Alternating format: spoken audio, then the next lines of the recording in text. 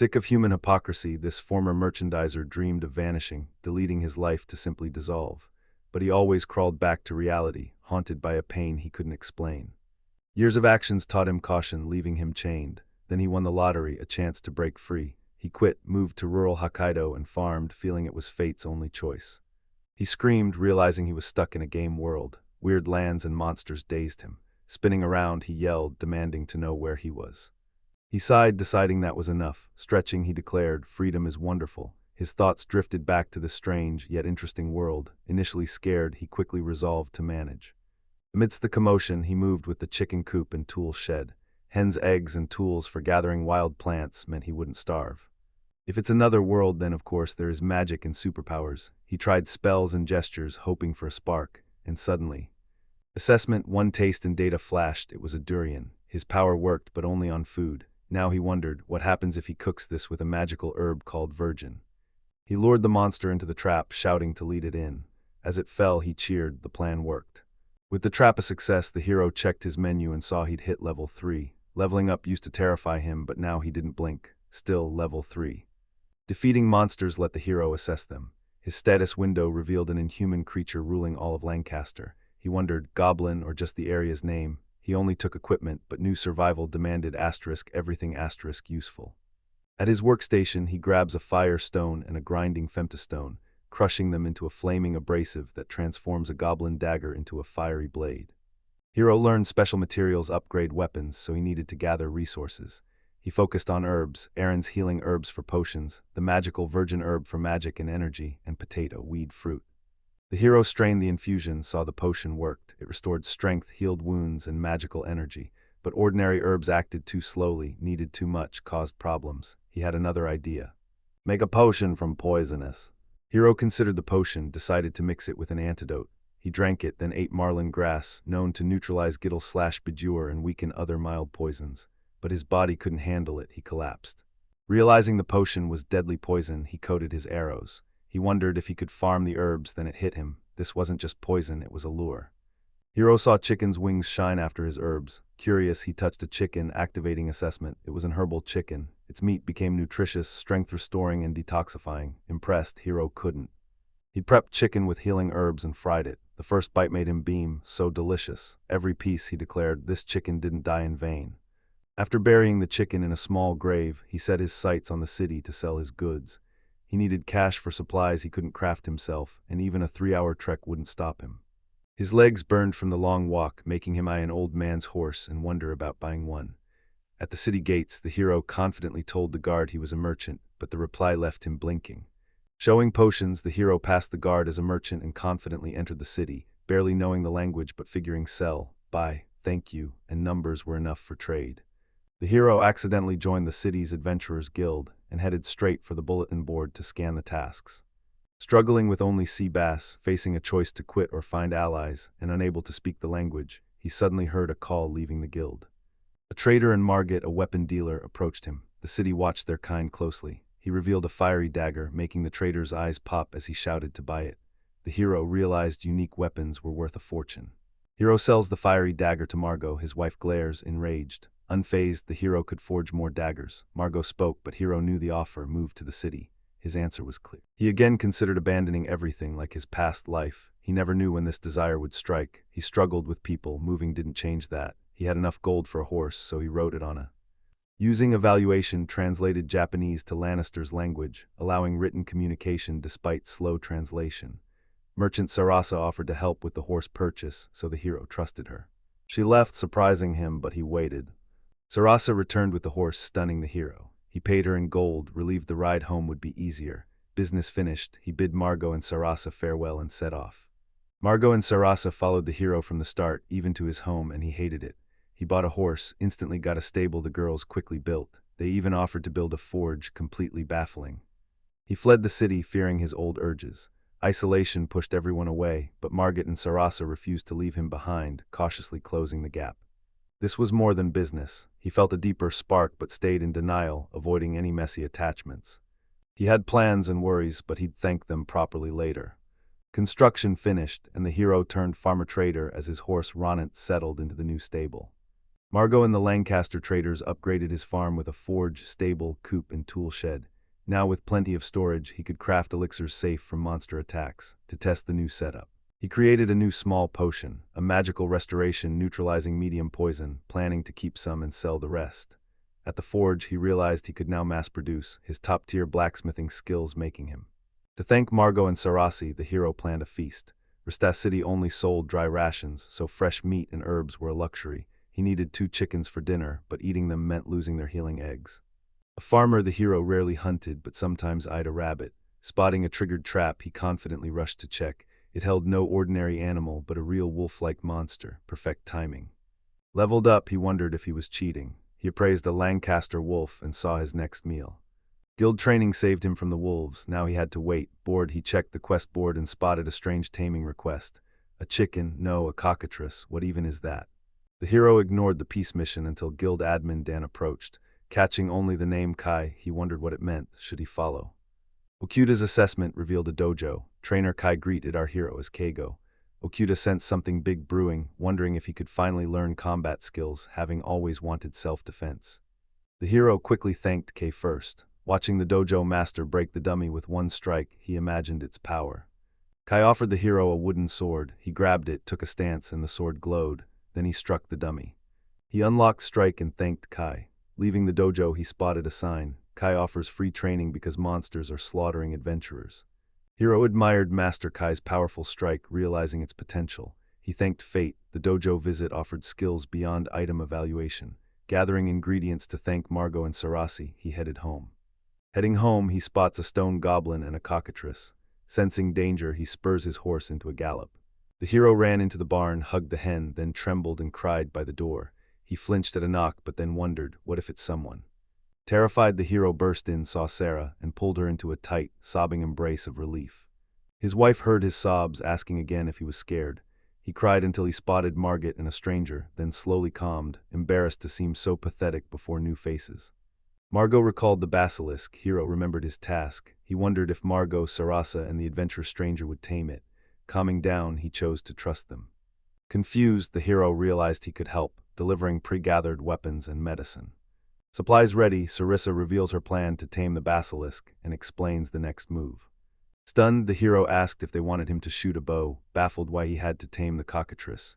He just worked at a trading company in another world, and risking his life in this game world was. Margot, Sarasa, and a stranger pushed Keigo to find his confidence, vowing to shield him from the cockatrice. Keigo knew fear and inaction changed nothing. Surviving alone was impossible, so he prepared to defeat the cockatrice, hoping to return home alive. Stunned by the massive basilisk, the hero envied Sarasa for staying home. He checked Margot and the adventurers' positions, then braced for the fight. Hero shot a poisoned arrow, striking the cockatrice. This signaled allies to launch the attack. After slaying the basilisk, he realized his allies outleveled him. Suddenly, the monster locked on, charging an attack he couldn't dodge. The adventurer pushed the hero, partially dodging the cockatrice's attack. As the basilisk's strike turned him to stone, Margit screamed for the antidote. The hero quickly tossed a potion to the adventurer and downed his own. Margot pinned the cockatrice's snout. The hero knew he needed a double counterattack. Lacking strength, he saw a chance. A simultaneous strike with the adventurer could win. Gathering courage, he grabbed his. Their joint strike hit home. The cockatrice shrieked and collapsed, completely spent. Gasping for air, the heroes knew it was over. The beast was finally finished. Higo Akuta leveled up, stunned his squad actually beat the cockatrices. A new adventurer introduced himself, and while the talk was a blur, the name Juno stuck. Snapping out of it, he thanked Juno. Weak alone, they won together. He realized he was more fragile than he looked. Was it just luck? But dark urges inside were the real problem, pushing him to end it all. After defeating the strongest basilisk, they held a small celebration. Grateful, Keigo treated Margit, Sarasu, and Juno. This time he seasoned the meat with garlic and salt, though it was already delicious. Food spoke for him, so he kept the drinks flowing to fuel the party. He was truly grateful to Juno for taming the cockatrice, and to Sarasi and Margot for building the forge stable that now supported him. At dinner, blue wolves surrounded the camp. The hero spotted 3, drawn by the scent of food. Hero didn't expect strong monsters drawn by food. He stressed, no attack unless aggressive. Keigo's crew ignored the wolves and kept eating. Sarasa smirked, but Keigo signaled her to stay quiet. He kept his distance to avoid making enemies. After everything he'd suffered, he refused to be easy prey. Survival is the only rule here, so he avoided every risk. Sending his friends home, the hero cleaned up, thanked Margot's team, and trained. Eyeing the Blue Wolves' field, he prepped for an incoming raid. Hero dug pits, creating trap nests, laced them with poisonous herbs, then hid, awaiting the Blue Wolves. Keigo rigged a cable alarm to hear the Blue Wolves coming. He set his guild tiger trap, and with it ready, felt his survival odds improve. Keigo from the outskirts left a warning: dangerous people live here. With outside work done, he just needed to store his tools. He planned to fix the hut, but first he'd craft a shield.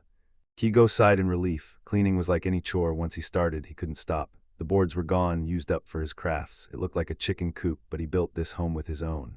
Kegel served blue wolf steak seasoned with salt and Irina's healing herbs, paired with a sweet Milanese liqueur. It looked like lunch, but tasted incredible. Siren blared. Kiko wondered if his daywolves returned. So terrified, he grabbed his weapon, cautiously stepping from the cabin, praying for people, not predators. Kigo exited his hut to a blue wolf caught in a trap. Hope vanished, no humans here. He drew his bow, firing an arrow at the thrashing animal. Just 2 wolves left. Kiko scanned the area, but the pack had vanished. Panic set in. Wolves don't just disappear. He stared into the shadows, knowing they were waiting to strike. Wolves lunge from both sides. Kano barely reacts, heart pounding as his body tenses. If he fails now, he's finished. The hero skewers one wolf and slams another into the trap with his shield. He yanks his blade from the wolf, adrenaline erasing his fear. Only one beast left. Hero yelled attack, unleashing strike to defeat the last blue wolf with one strong blow. Leveled up from the hunt, he collapsed on the grass, realizing how close he'd come to death. He even considered a suicide note. No matter his power, it was never enough. Hearing a rustle, Keigo instantly jumped, prepped for battle, but then noticed something. A puppy among the others spotted its mother's body, briefly saddened, then instantly cheered up seeing the hero, joyfully running around him. Facing certain death, he clutched the pack's last surviving cub. He couldn't kill the pup. Honoring the fallen wolf, he took it in and headed back to the cabin exhausted. Exhausted and heartbroken, he lay down, hugged the puppy, and fell fast asleep. Sarah's hugged the puppy, but the hero warned it wasn't for sale. The cub loved her, but skinning 3 wolves was tough, so Sarah's and Juno helped. The hero appraised a blue wolf fang and found it could upgrade. The hero sold the wolf remains, even profiting despite their attempt to eat him. Waking up, he appraised the puppy. It was a rare ash-colored wolf, its fur uniquely different. The hero gambled, raising the cub among humans, hoping it wouldn't attack, yet knew if it turned or sought revenge for its parents in this brutal world, he'd be forced to kill it. Still, he vowed to. The hero sewed an ash wolf fur cloak, hoping its scent would help the cub recognize him. Companions sent back to the city. He was alone with the puppy, pondering names. He named the pup Ash, his first family in this strange world. The weight hit hard. New life, new duties. Keeg knew a brutal path lay ahead. Hero called the puppy, stopping Ash from grabbing the chicken and disturbing seedlings. That day, sadness vanished. He promised Ash's parents to raise him. Yes was covered in mud again. Fearing they'd run out of water, the hero grabbed Margot's ingots and started forging, finally shaping the metal after several tries. After long crafting, the hot bath was ready. Relieved, the hero could finally bathe. Since arriving, he'd only had cold water. Now, the new water system let him gather more. Inspired, he exclaimed. He loved the fresh, open air. Instead of buying city water, he just used the lake. He spotted strange new monsters nearby, but since they weren't hostile, he wasn't worried. The hero promised the puppy water, but Ash and Kigo sensed danger. A massive strike slammed his shield, sending him flying into barrels. Cursing, he scrambled to recover. He knew it was a water monster. As he recovered, Ash lunged and bit its back while Kigo fired a poisoned arrow into its knee. An arrow hit the monster's knee, distracting it. Kigo seized the chance, beheading it and instantly feeling an energy surge, level up. But Kigo knew the easy win was all thanks to Ash. Keigo assessed the defeated Murnum, a water beast wielding water magic, wondering if his blow was a water spell. Without Esh's warning, he wouldn't be standing. Esh ran up, clutching a Murnum scale. Cage played a symphony for Esh, noticing the wolf cub loved every note. He kept playing, glad his music brought joy to this new world. Later, they bonded during bath time. These simple moments gave Cage the strength to overcome any challenge. Kigo needed power to protect Esh, but he worried the pup wasn't eating right. Herbs and eggs couldn't raise a true predator.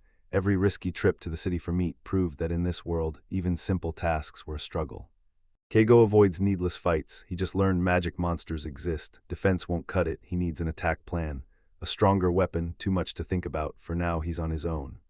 Keigo saw meeting Ash as fate and clung to that belief. He knew he could protect the wolf cub and find peace in this brutal world. Hot baths were ready, but Keiko felt anxious. She sighed, knowing nothing would change until it dried. Keiko eyed her city clothes. Wearing them, she knew she was in another world. Nerves made concentration tough. Kaijiko finally forging a weapon. After days of practicing with scrap, he needs to master the craft before using the rare wolf fangs Juno found. But as he melts iron ingots, he realizes they're finished his work. Keigo sighed, proudly eyeing his creation. He tried showing Eshu the sword, but Eshu, chasing a butterfly, didn't notice. Keigo smiled, perfecting the handle. His appraisal skill revealed his weapon was the Wolverine sword, a blade of strong precious steel, reinforced with an ash-gray wolf's fang. Keigo thought the sword sounded impressive. Keigo believed this weapon could protect Esh. He recalled Murnum's scales and the fire stone he found, deciding to use them. He crushed the scales and stone, mixed the powder, hoping it wouldn't explode. It didn't. Keigo tastes the powder and his tongue trembles. Analyzing it, he realizes it's fearsome thunder, which adds lightning to weapons. Knowing fire and water create electricity, he coats his Masamune and checks the result. The hero admired his masterpiece, the Thunder Wolverine sword forged from iron and ash wolf fangs surging with lightning. After wrapping the handle for safety, he turned to tell Ash it was ready, only to find Wolf Cub already fast asleep. Hero considered magic but knew he needed stronger defense and shooting. Mentors helped. To protect Esha as a father and partner, and knowing poison shots could run out, he trained with Master Kai for combat defense. Kai got the okay, thanked them, and fired a glowing arrow right at the mannequin. Keigo marveled at his teacher's strength, knowing Kai was talented but not this masterful. Kai called him over, suggesting the technique. Keigo said yes, focused, mimicking movements, then activated the. Kai tells Kaga it's time for defense training, demanding both strength and courage. Kaga charges, but the impact is far more powerful than expected. He slams into Kai's steel-like guard, impressing Keiko. Keigo crashed to his back, but the pain sparked a breakthrough. He'd mastered endurance. After thanking his master, he went shopping with total confidence, certain he'd finally win. Keiko learned a lot today, but exhaustion was hitting hard. To grow stronger, he needed more training. Suddenly, Sarasa handed him his custom cloak. It was flawless. Looking at Esha, he realized the cloak honored. Sarah saw Kigo's shield was worn. Keigo knew the old barrel lid was unreliable, so he bought a new shield from Sarah's, grabbing his ordered cloak. Watching Sarasa hold Esh, Kagome wished he was in her arms, feeling jealous of his own puppy. Sensing his mood, Esh jumped back to him, and they headed home together. Keigo tried on the cloak again, deciding he looked cool. He noticed a convenient flask pocket inside and remembered he still had more mana scale dust. Keigo wondered if he could add another element, after a small experiment. Water-enchanted armor shielded Keigo from fire. He knew an advantage beat defenselessness. He then decided to enchant his shield, opening new possibilities. Looking at Esh, Keigo vowed to protect him. Much had. Shooting was now second nature for Keigo, but Ash's noise broke his focus. Turning around, he saw a group in strange outfits. Keigo spotted Margot and Juno looking furious, putting him on edge. A noble on horseback led the adventurers, but Keigo couldn't guess why an aristocrat would want him. Guilty, Keigo found relief his loved ones were safe. At the grave, he spoke, placed a flower, and prayed, head bowed. Keigo begged him to raid the forest dungeon, but he shut it down. He was just a villager and wouldn't risk his life, mocking the aristocrat for needing help despite having an army. Margit squeezed his face with it. Keigo prepped potions for the team, recalling the nobleman Baron. He questioned the dungeon's difficulty and his own role while gathering herbs deep in the woods. Suddenly, he noticed something bizarre. The forest looked fake. Magic-wielding dog monsters slaughtered the mercenaries in a surreal bloodbath. The nobleman hid and barked orders, refusing to help or care who died. The hero shields the mercenaries, but the old weight of inequality hits him. Even mid-battle, he realizes he's still powerless to change anything. The hero buffs his shield and charges, screaming for the mercenaries to run. Seeing the monsters slow down, he orders an immediate retreat and bolts, with the survivors right behind him. Keigo defeated a monster, his level rose. Assessing the downed enemy, he knew his foe. It was a hellhound, a large, agile, fire-breathing creature. After its fiery attack, the monster grew vulnerable. The noble was furious they escaped, so they apologized and returned some cash to calm him down. Once he left, Keigo realized nobles are just as deadly as monsters. At the mercs' graves, Keigo saw few mourned his fallen comrades, realizing if he relied on that nobleman, he wouldn't mourn either, and increasingly yearned for city life, a familiar thought.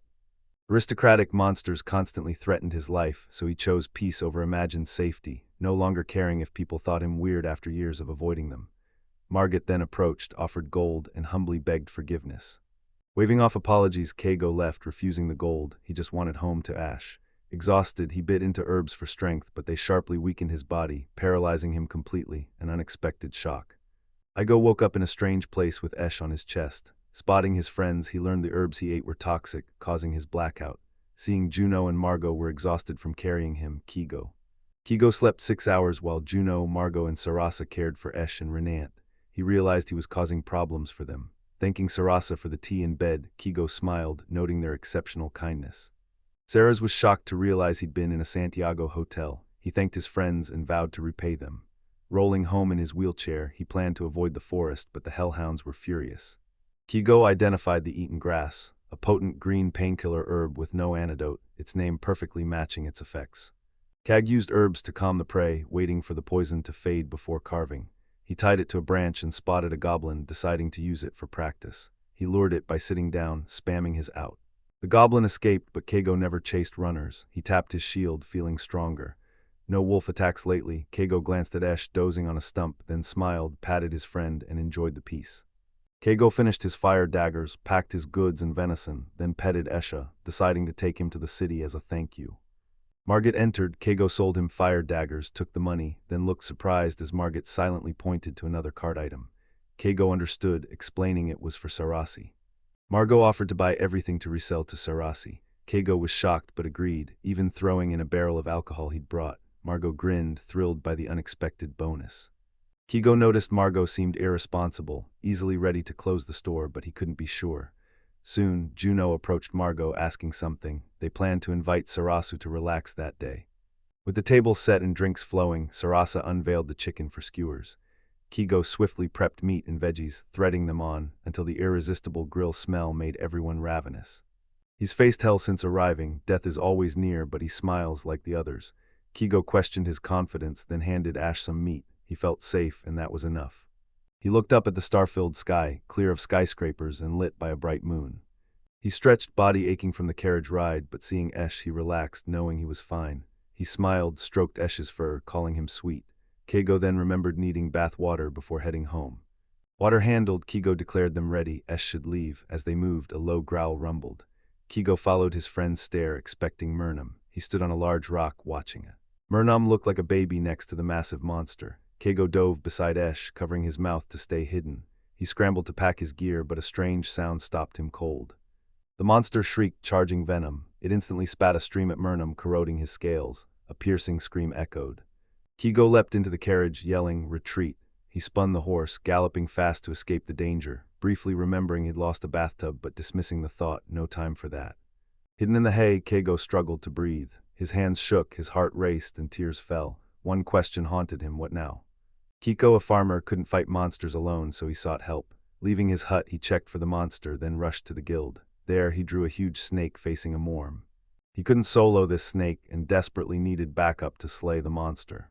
A job offered 5 gold coins to tame a snake, but he knew his limits. Survival was everything. He only took jobs he could handle, avoiding unnecessary danger. Days later, digging left Kigo exhausted, but progress was progress. Luckily, pro-adventurers answered his ad, joining the team and even finding his missing bathtub. Kigo knew adventurers were his only hope against forest monsters, so he hired them to protect his home. Realizing he hadn't emptied the bathtub in ages, he told Esh he'd do it, but then the dog froze. As Kigo asks, Esh vanishes and Murnum bursts from the water. Kigo flinches, then sighs with relief. It's only Murnum. This is the perfect chance to test an idea. The arrow hits the Murnum's shoulder, it quickly weakens and falls. Kag didn't hesitate, approaching to sever its head with a precise strike. He examines the prey. Though strange-looking, inside it resembled a fish.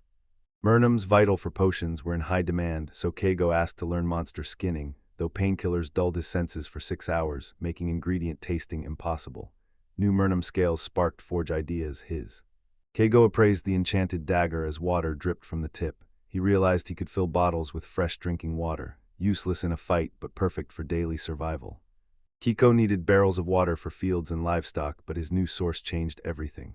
More daggers for sale and himself became his immediate plan. A warm bath felt good, but he couldn't rest long.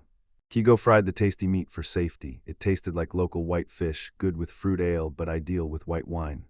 The pond, a chef's paradise of animals, was also the snake's hunting ground, so Kigo stopped overthinking. He needed cash for his next guild order. He told Esh they'd hit the city tomorrow to sell the daggers, including a super handy water blade. He planned to split the batch between Yes barked, calming the argument. Margit won. Oddly, their fights even soothed. Kigo noticed Juno standing aside with a sad look, clearly troubled, and Kigo wondered why. Kago patted Esha, promising to return after his business. He recalled his old trading job, where language barriers made connecting with others impossible. Even in this new world, Kago still refuses to let anyone get close. This world lets you make friends without a big vocab, so Kago never learned new words. People understood him even if he spoke poorly. He was happy with his current friends. Kago investigated Margot's gift, discovering hellhound parts were perfect for blacksmithing and fire-resistance gear. After days of obsessed crafting, he forged a hellfire weapon and a custom fist shield. Kago fireproofed and metal-reinforced his shield, ready for the hellish dog. Testing his new sword, he swung it, conjuring a fiery whirlwind. The blow shattered the test stool. Seeing the destruction, Kago grasped its danger. Ash suddenly barked loudly. Kago tensed, realizing his prey fell into a trap. Without his loyal dog, he'd have missed it. Poison traps were catching more prey lately. He prepped the deer and boar immediately, saving the rabbit for later. Seeing his bath nearly full, he finally relaxed and enjoyed the delicious deer meat. Kiko felt truly carefree, serving Esh venison, a simple farmer's life he'd always dreamed of, but noble and monster threats made it impossible until Margot and Juno approached, making him wonder if they'd. Kiko figured he wasn't going, but Margot and Juno still were. He stopped Juno, handing them herbs. Friends needed them more. Juno thanked him, grateful. Kaga noticed Margot stayed behind, but before he could ask why, she stripped and took over the bath.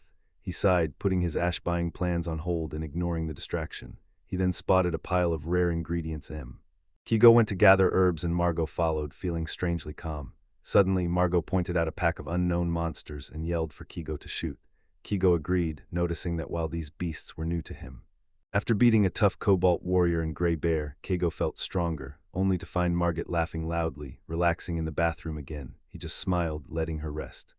After the hunt, Kigo and Margot looted the monsters. Margot headed to the city to process the kills, and Kigo said his goodbyes. She'd completely upended his solitary world, but Kigo watched town lamps glow from monster cores, remembering their last expedition's beautiful find.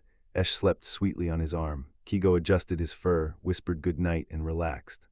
Kiko started writing his own world encyclopedia, knowing a guide would be crucial for the city. Thanking Margot for her help, he got back to work. Lancaster was finally settling, but the threat still lurked, reminding him this peace was only temporary. Kigo used endurance to soften Murnam's blow, pushing him back. He then unleashed hellish roar, but it did nothing. Realizing his sword magic was useless, Kigo delivered a direct strike. Kigo dropped the mermaid in one shot. Fighting got easier as he mastered elemental logic. Water pierces fire armor, but fire can't touch water. He avoids useless battles, but since magic is vital, he hunted. Closing the cart, Kago heard a strange noise, then saw a snake slithering towards him. Realizing the danger, he leaped into the cart, ordering the horse to gallop. Esh barked at the snake the whole way, but Kigo called him back to avoid a fight. Once home, he ducked inside and bolted the door. Hiding in his hut, Kigo cursed his mistake. Mermaid winds made him complacent, forgetting the deadly snake nearby. He prayed it wouldn't find him, fear keeping him awake all night. Back at the guild, Kago hiked the reward for taming the snake. He needed more traps and better defenses, fearing the kill order wasn't enough. What else could he do to stay alive? Kago brewed gibble poison with Margot's cockatrice venom. Though frightened, he knew he had to test it. Hoping the antidote helped, he bravely sipped, then immediately took the counterpoison. It didn't. Another antidote revived Kigo, weakness gone. He realized he'd been given a deadly poison. One drop could kill, stunning him. Kigo hugged Esh, calming his anxious pacing, stroking his fur, and apologized for the worry. He prayed the poison worked, pleading, let it work. He'd exhausted every option, traps, remedies, protections, despite imperfect prep. Head spinning from the poison test, he just hoped the snake stayed away. Exhausted from a sleepless night, Kago forced his body up to feed Esh. Suddenly, the dog barked wildly. A chill hit him, something was wrong. Weapon in hand, he tensed and listened. Despite the Kago froze at the snake, escape was hopeless. His heart pounded, legs glued. Fleeing flashed, but he knew it was useless. Kago said goodbye to life, preparing to run when suddenly adventurers leap between Kigo and the serpent, instantly attacking with magic and steel. The earth trembles as spells fly, and the hissing beast strikes back. Kago froze, eyes glued to the brutal battle, knowing it was his only escape, yet fear paralyzed him. Esh, ears pressed back, quietly growled, refusing to leave his master's side. Kiko knelt, clutching Escher as magic and steel clashed against the serpent. He knew he didn't belong here, but suddenly the beast coiled, jaws leaking a lethal mist. It was about to spray a wave of corrosive poison. The warrior raised his shield, barely blocking the snake's toxic blast. Poison gas swirled, but the barrier held. He shouted to his sorceresses for backup, and they instantly cast spells as the giant snake coiled for another strike. The mages combined their power, unleashing a massive fire tornado that swallowed the serpent whole. Its skin charred and crumbled to ash instantly. The heat was so brutal Keigo had to shield his face. When the flames died the monster. Victory secured, the travelers realized they'd crushed the task together. Still shaken, Keigo sincerely thanked them, knowing his guild plea wasn't in vain. Watching them leave, he marveled at their teamwork. They fearlessly battled. After nights of no sleep, Keigo finally crashed. He woke up to a living nightmare. Serpent scars covered the land and his defenses were trashed. He gasped, realizing how close he'd come to death. Margot and Juno rushed from the city, frantic over the guild's snake warning. Keigo tried to act tough, but they tackled him with relieved hugs, leaving him stunned before he relaxed into their genuine care. Margot bathed warmly. Keigo poured Juno a gratefully accepted drink. Though his peace was disturbed, Juno found it cozy, familiar. Keigo sat beside him, gazing dreamily at the stars and endless canvas. Named Esh by his owner, this rare wolf cub grew slowly on the second level. He never left his master's side, even sleeping at his feet to stay safe. Esh loved his master's meat most of all. The master also kept a horse named Rizanta and a silly chicken Esh couldn't eat. Rizanta craved grass while the chicken hunted worms. One day, Esh brought. Esh always followed his master. Every day was a new adventure. Where would they go today? Once a monster attacked. Esh instantly barked, scaring it away. His fierce bark made the enemy retreat. The master patted Esh. The wolf cub felt the happiest. One day, an old man and young woman fought for Keigo's attention. Esh barked loudly to stop them, but the girl grabbed the wolf cub, hugging it tight. He nearly suffocated, whimpering for help. Keigo watched with a strange look, but Esh never understood it. Esh loved to sing. One day in the bath with his owner, he hummed Tadadan, loving every moment. The wolf cub loved singing with Keigo. He ran fast, chasing everything thrown he liked. Esh loved getting pets for bringing bones, but Keigo was forgetful. The wolf's water bowl was empty. He tried waking Keigo, but got no response. Esh growled and jumped on the bed.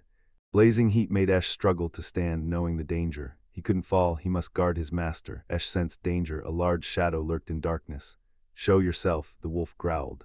The master was the kindest man alive, and Esh vowed to follow him anywhere. He was a loyal wolf, his master's ultimate protector.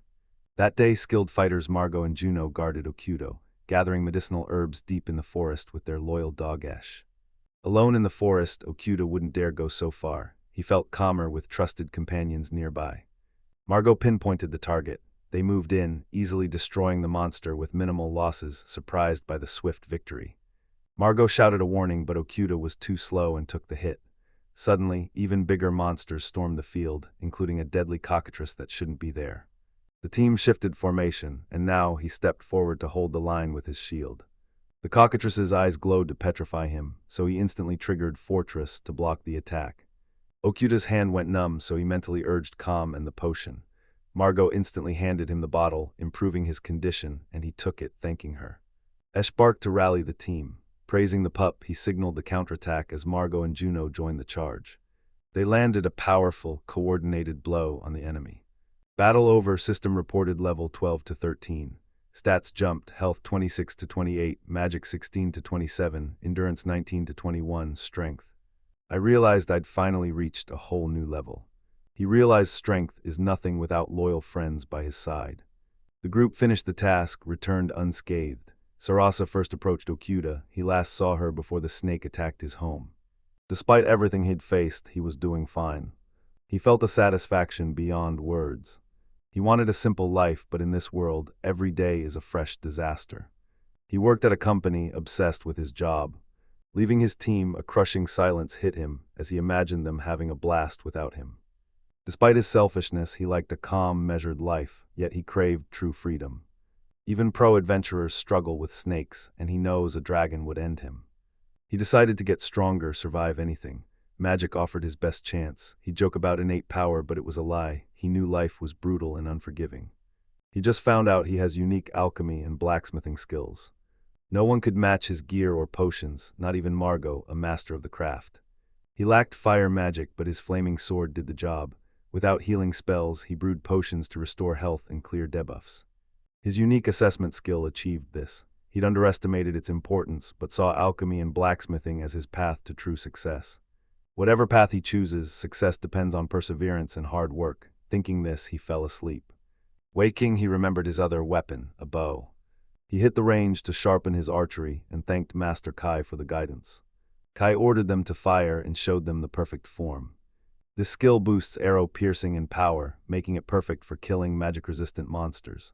Despite his power, he knew dangerous creatures lurked in the shadows. One slip and he'd die. Kai signaled Okuda to shoot. Okuda stepped up calm and focused, locking in on his target. He realized sword fighting was suicide, archery offered safety and distance. Magic was too slow, so his survival hinged on mastering the bow. System confirmed success. Kigo mastered piercing shot. He knew hitting the target first try was tough, so he accepted the result, thanked for the experience, and prepared to leave. He asked Dan for official subordination, knowing these requests were common. He does this whenever powerful monsters lurk near his home. Looking at his old bow, he noticed it was worn out and much weaker, so he headed to the weapons shop. He sighed in relief now with a new bow, but then Margit approached, smiling, and he wondered what she wanted. Uneasy, he silently begged Margot not to be reckless. Closing the shop early was a bad move. It made him look like a daily drunk. He pressed him to drop the idea, noting Margit's particular frivolity, unlike others. He finished the petrified sand and dried the cockatrice eye, finally completing the grueling work. The system announced his new weapon, the petrified arrow. One hit instantly turns any target to stone. Okuda could craft poison and paralytic arrows, but he had to keep them separate. Suddenly, Ash barked, grabbing his attention. He snapped alert, searching for the commotion. Seeing nobles approach, he froze as tension mounted. Baron cornered Okuda and forced him to join them, leaving him reeling from the sudden demand. He bowed, apologized to comply with leadership, yet they stayed dissatisfied. He handed them a coin, settling the matter. The noble guests left silently. He escaped the danger safely, relieved Margot and Juno weren't around. He hid the fight from them. Watching the travelers leave, he pitied their miserable faces. He wished them luck, then snapped back. Their lives weren't his concern.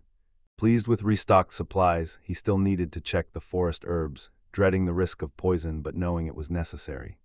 Street noise again distracted him. He looked out to see the nobles had returned. Still confused, he froze, seeing the petrification swallow the entire area. Frightened, he quickly found Perrin's potion, then saw the basilisk's attack harmed many. He found many wounded, but luckily, everyone survived. The adventurers failed the dungeon again. Surrounded by the wounded, he suppressed his rage. He was livid. They'd trashed his land once more. He thought that his barn was completely unsuitable for a field hospital. 14 words rewritten. He thought his barn was unfit for a field hospital. 10 words cut 4 words 3. He knew the nobleman was the real culprit and had to take the fall. Okuda vowed to make him pay for the damage next time. His irritation grew. He thought the gentleman a fool. He aided the victims, offering drinks. Grateful travelers thanked him. The gentleman urged them on impatiently as Okuda prayed they'd never return. Once the chaos died down, he wondered where the horse went, but sighed in relief, finally alone to finish his work. Byron hailed from Leicester's oldest noble house, a family every local knew for their legendary past. Everyone in Leicester knows the legendary name Byron, etched into every resident's memory. Monster attacks surged, alarming the city. He explained, forest dungeons overflow with creatures, meaning more monsters now threaten the city. His past demanded action. Birion felt responsibility's heavy weight. Believing a noble must bravely protect his home, he led a squad into the forest dungeon to purge the monsters. The expedition failed before it even started. The team was totally helpless, and when a weak cockatrice appeared, these adventurers panicked and scattered. His loyal mare Melty returned safe, so he kept her away from monster battles. After the failed campaign, Baron returned to his room, grief consuming him. For 3 days and nights, his pillow soaked with tears. He told her to wait, vowing to restore her form no matter the gold or struggle. Baron demanded subordinates tirelessly honor him. Disrespect was a grave offense. When his companions failed, tarnished his name, then tried to justify it, Baron swiftly ordered their week-long detention, his noble duty. Baron insisted nobles punish their failures, warning all not to argue.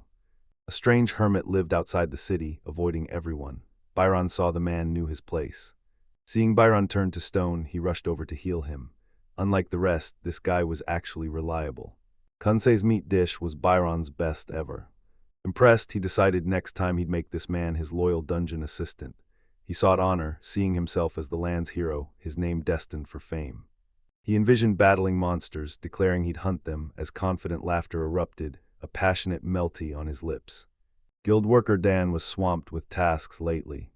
Dangerous monsters, basilisks, snakes, and more swarmed the city, threatening citizens. Dan knew the overcrowded dungeon caused it.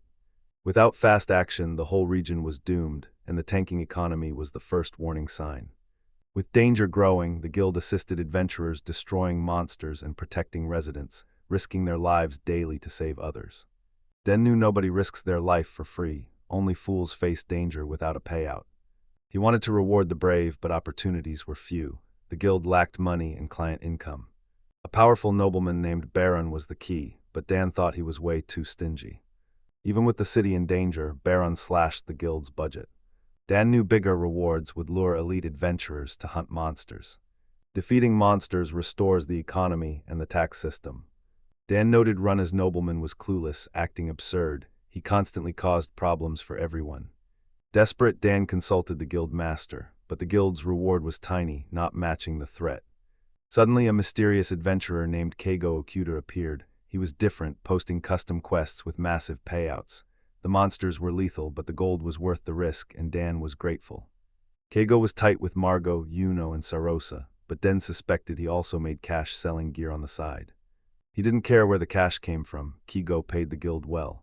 Dan knew he had to watch this mysterious man closely and value his support.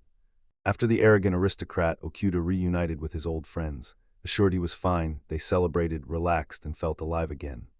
Sarasa shocked him by drinking like a pro and loving every second. Amidst their laughter, friends asked what happened with the nobleman and how it resolved. Okuda explained he paid the man off, telling him to stay out of his life. He fumbled explanations in broken local tongue, wildly gesturing and emoting, unsure if anyone grasped his meaning. Their laughter and reactions proved they were hooked on the story. The usually quiet night exploded into chaos, and he found it surprisingly refreshing. Okuda accepted the day's end, wished everyone good night, and made peace with his past. Next morning, sunlight streamed in as he awkwardly offered friends water, warning them after yesterday's feasts. Everyone left. He drunk a lot, yet felt great.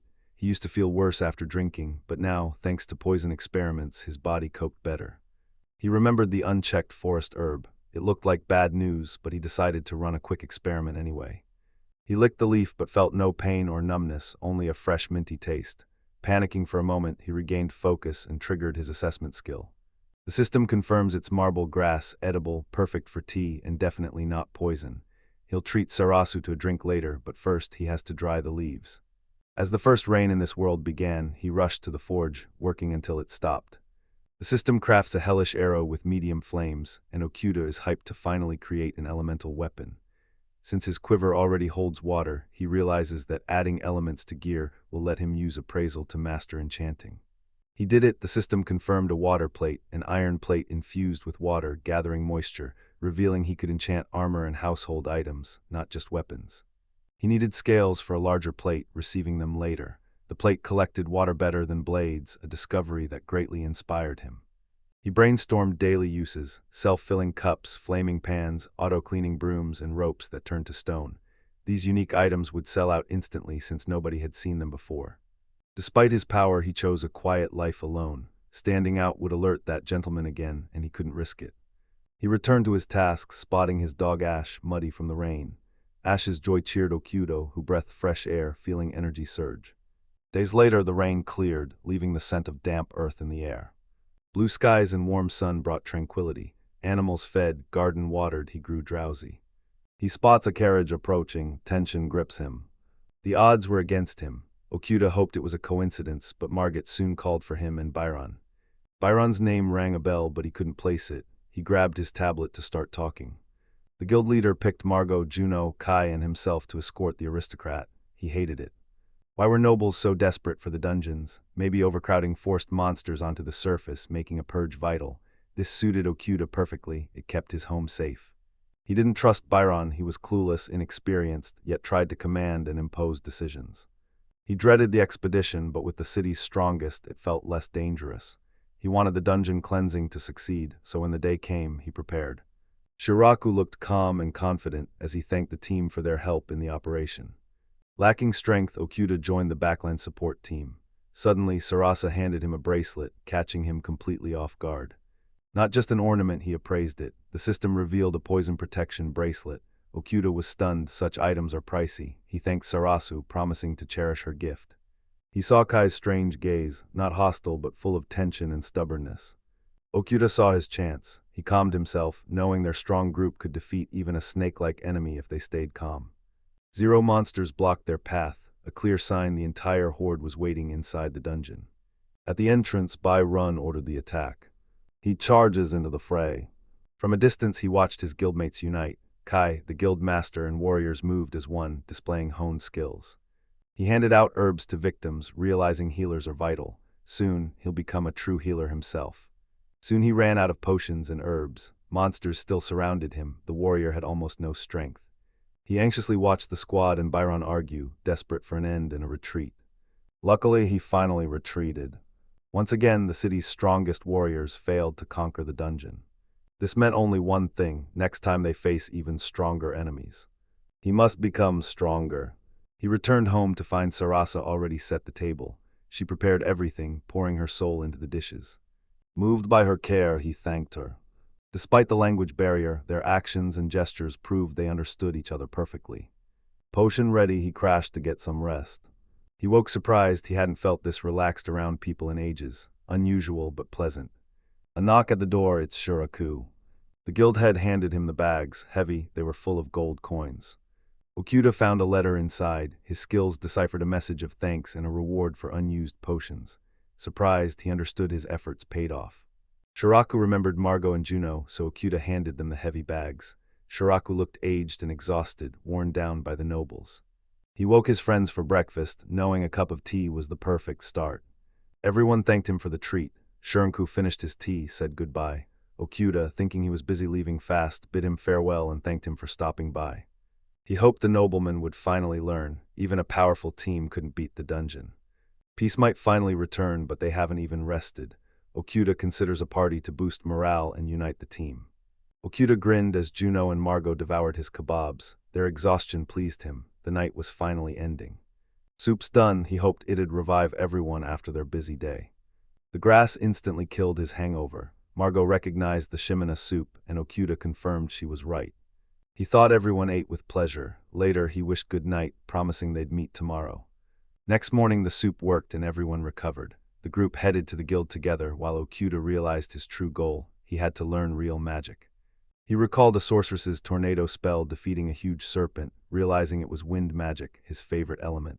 He concluded mastering magic required hard training and diligent study, just like any skill. Master the basics to gradually become a... He entered the guild and asked for wind magic. Dan nodded, confirming it was possible. Okuda stared, surprised at the open dojo. He never linked it to magic, despite its special feel, especially since he thought Master Kai lacked powers. Dan knocked, asking Han to teach the lesson. Okuda tensed at the name Khan, a respected dark magic expert with a glass eye, but he immediately begged to be his student. He sensed the man's many battles. The Khan's wind magic thrilled Okuda. Inexperienced, he craved that path. He started simple. He imagined air gathering in a spiral, transforming into a typhoon. Focusing, he repeated the spell, channeling magic to create wind. Hours of training later, he activated magic. It was weak, not enough to impress. The system reported he mastered magic and unlocked wind. He vowed to train harder, aiming to brew his own potions and reach his absolute peak. While training, he smiled as Ash enjoyed the spell's wind, but suddenly a blue wolf triggered his trap. Ash blocked his master's strike, realizing this peaceful wolf was just like him. Realizing it was harmless, he freed the animal, telling it to rest but never return. That night, he realized wind magic could dry hair instantly. He smiled, asking Ash if he liked that feeling.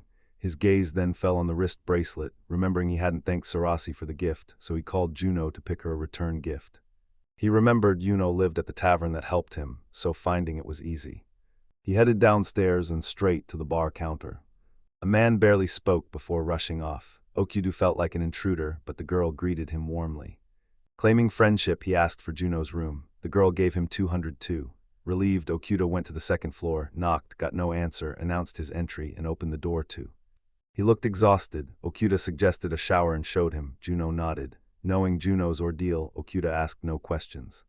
Focusing back on the bracelet, he wrote on the board to avoid talking, suggesting a gift for Sarasa. Juno approved the proposal. Outside, Okuda grew worried. He didn't understand Juno's words, but his feelings were obvious. He remembered his friend always listening during his toughest moments. Sometimes people don't need advice, they just want someone to confirm their failings. He knew Juno had suffered. He couldn't understand his words but felt his pain, sadness, struggle. That was enough to truly know him.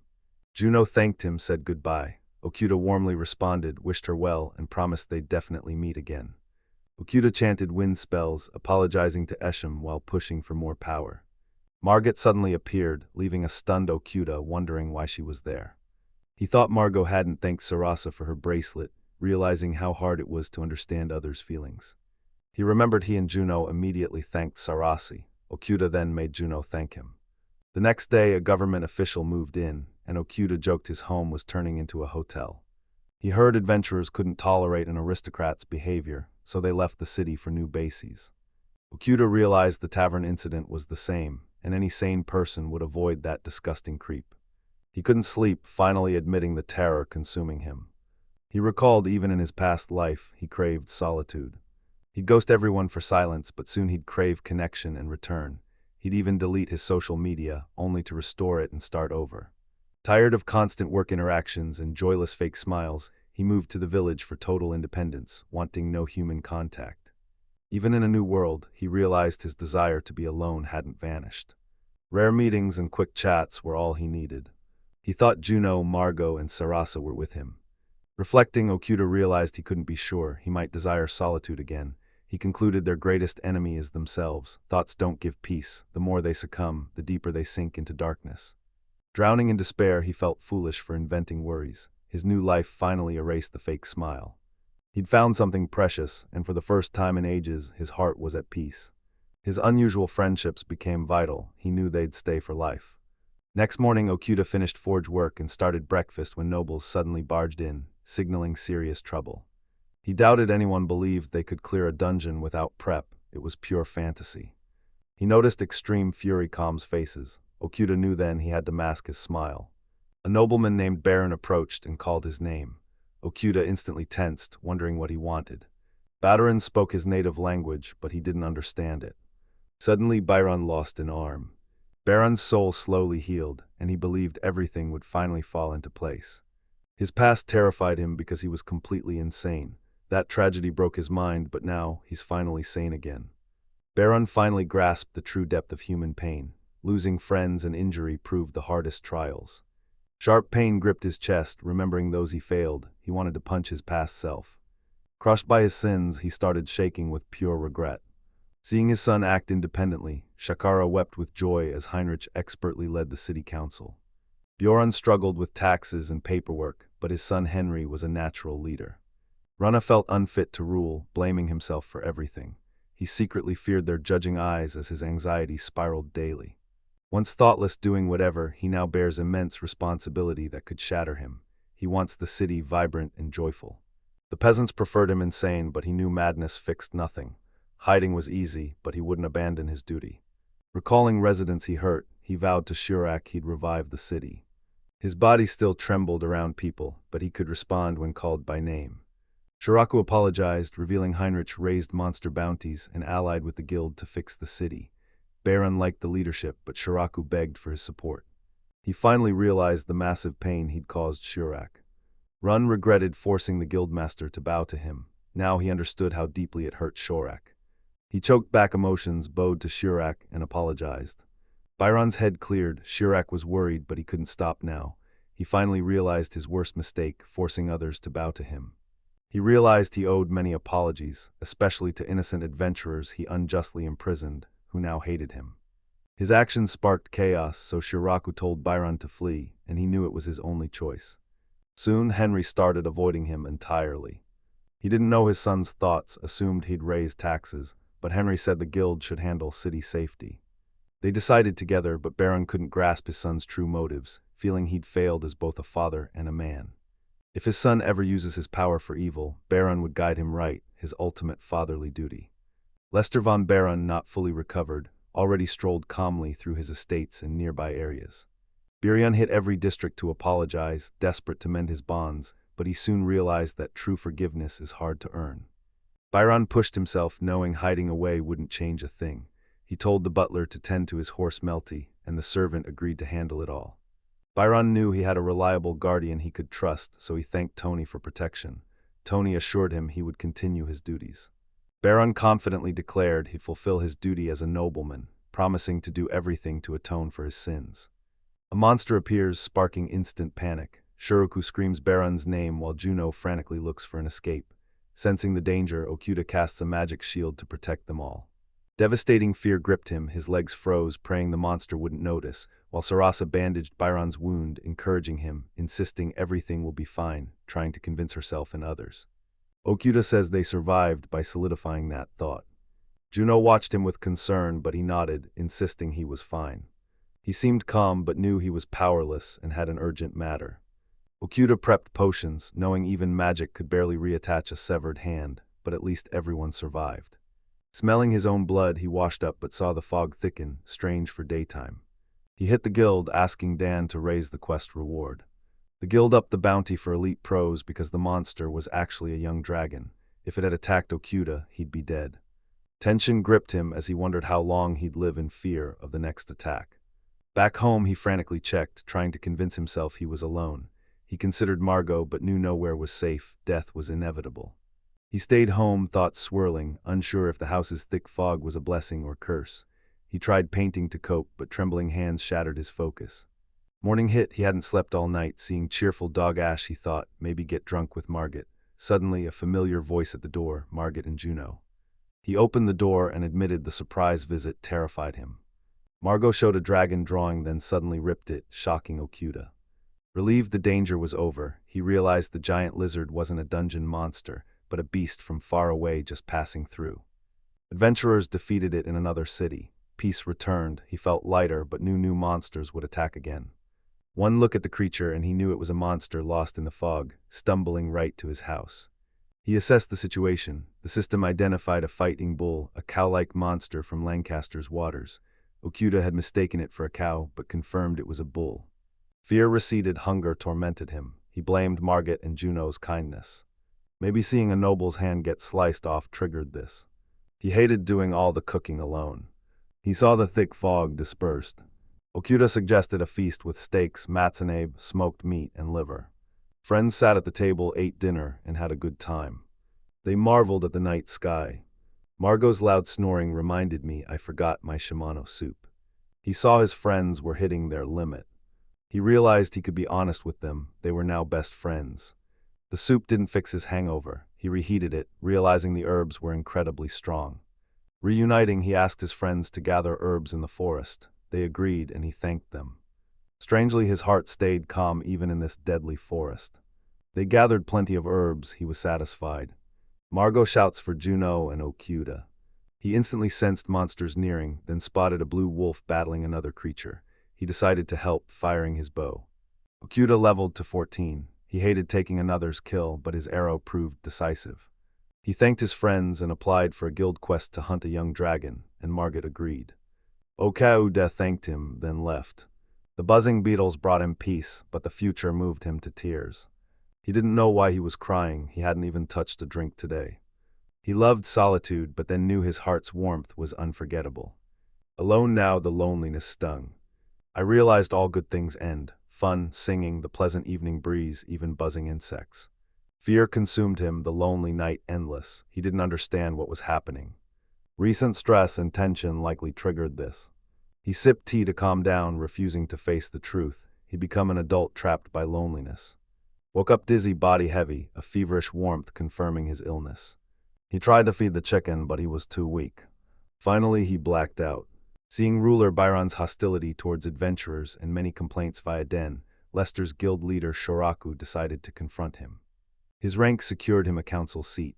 The guild vowed to wipe out the monsters and take the dungeon, while Shoraku briefed Barun on every risk. Byron obsessed over the basilisk, ignoring Q's warnings. Q couldn't watch more adventurers die, but Byron refused to hire help. Only Juno, Margot, and Okuda could fight the cockatrice. Okuda, a master healer, cured petrification. A trio of fighters also defeated the serpent, earning recognition as the strongest alongside Lester.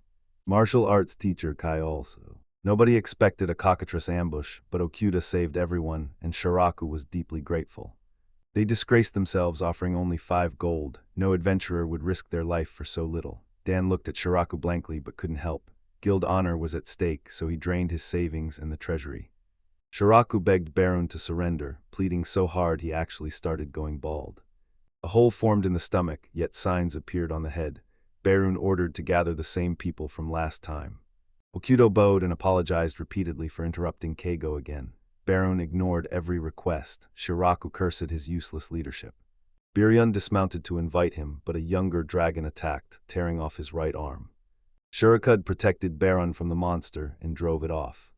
Beethoven locked himself away talking to a horse statue while the city suffered, until Barun's son Henry confronted his father and seized the family title. Henry, his father's brilliant opposite, calmed Shorek's anxious heart. After a small dragon took his right arm, the nobleman Barun lived in terror of the world. Terrified, he locked himself away and refused to leave. Lonely, he ordered his favorite horse, Melty, to his room. His weird behavior sparked suspicion. Feeling mocked, Byron's paranoia spiraled. He feared birds and insects, convinced everyone mocked him, craving revenge. He avoided city life and people, meetings making his last hand tremble with anxiety. His lost right hand made eating hard, and voices said he deserved his suffering. Baron wasn't crazy, but he feared everything around him. The servants turned cold. Unable to sleep, he cursed the world and wished he'd just vanish. He barely remembers the last time he woke up feeling like a brand new person.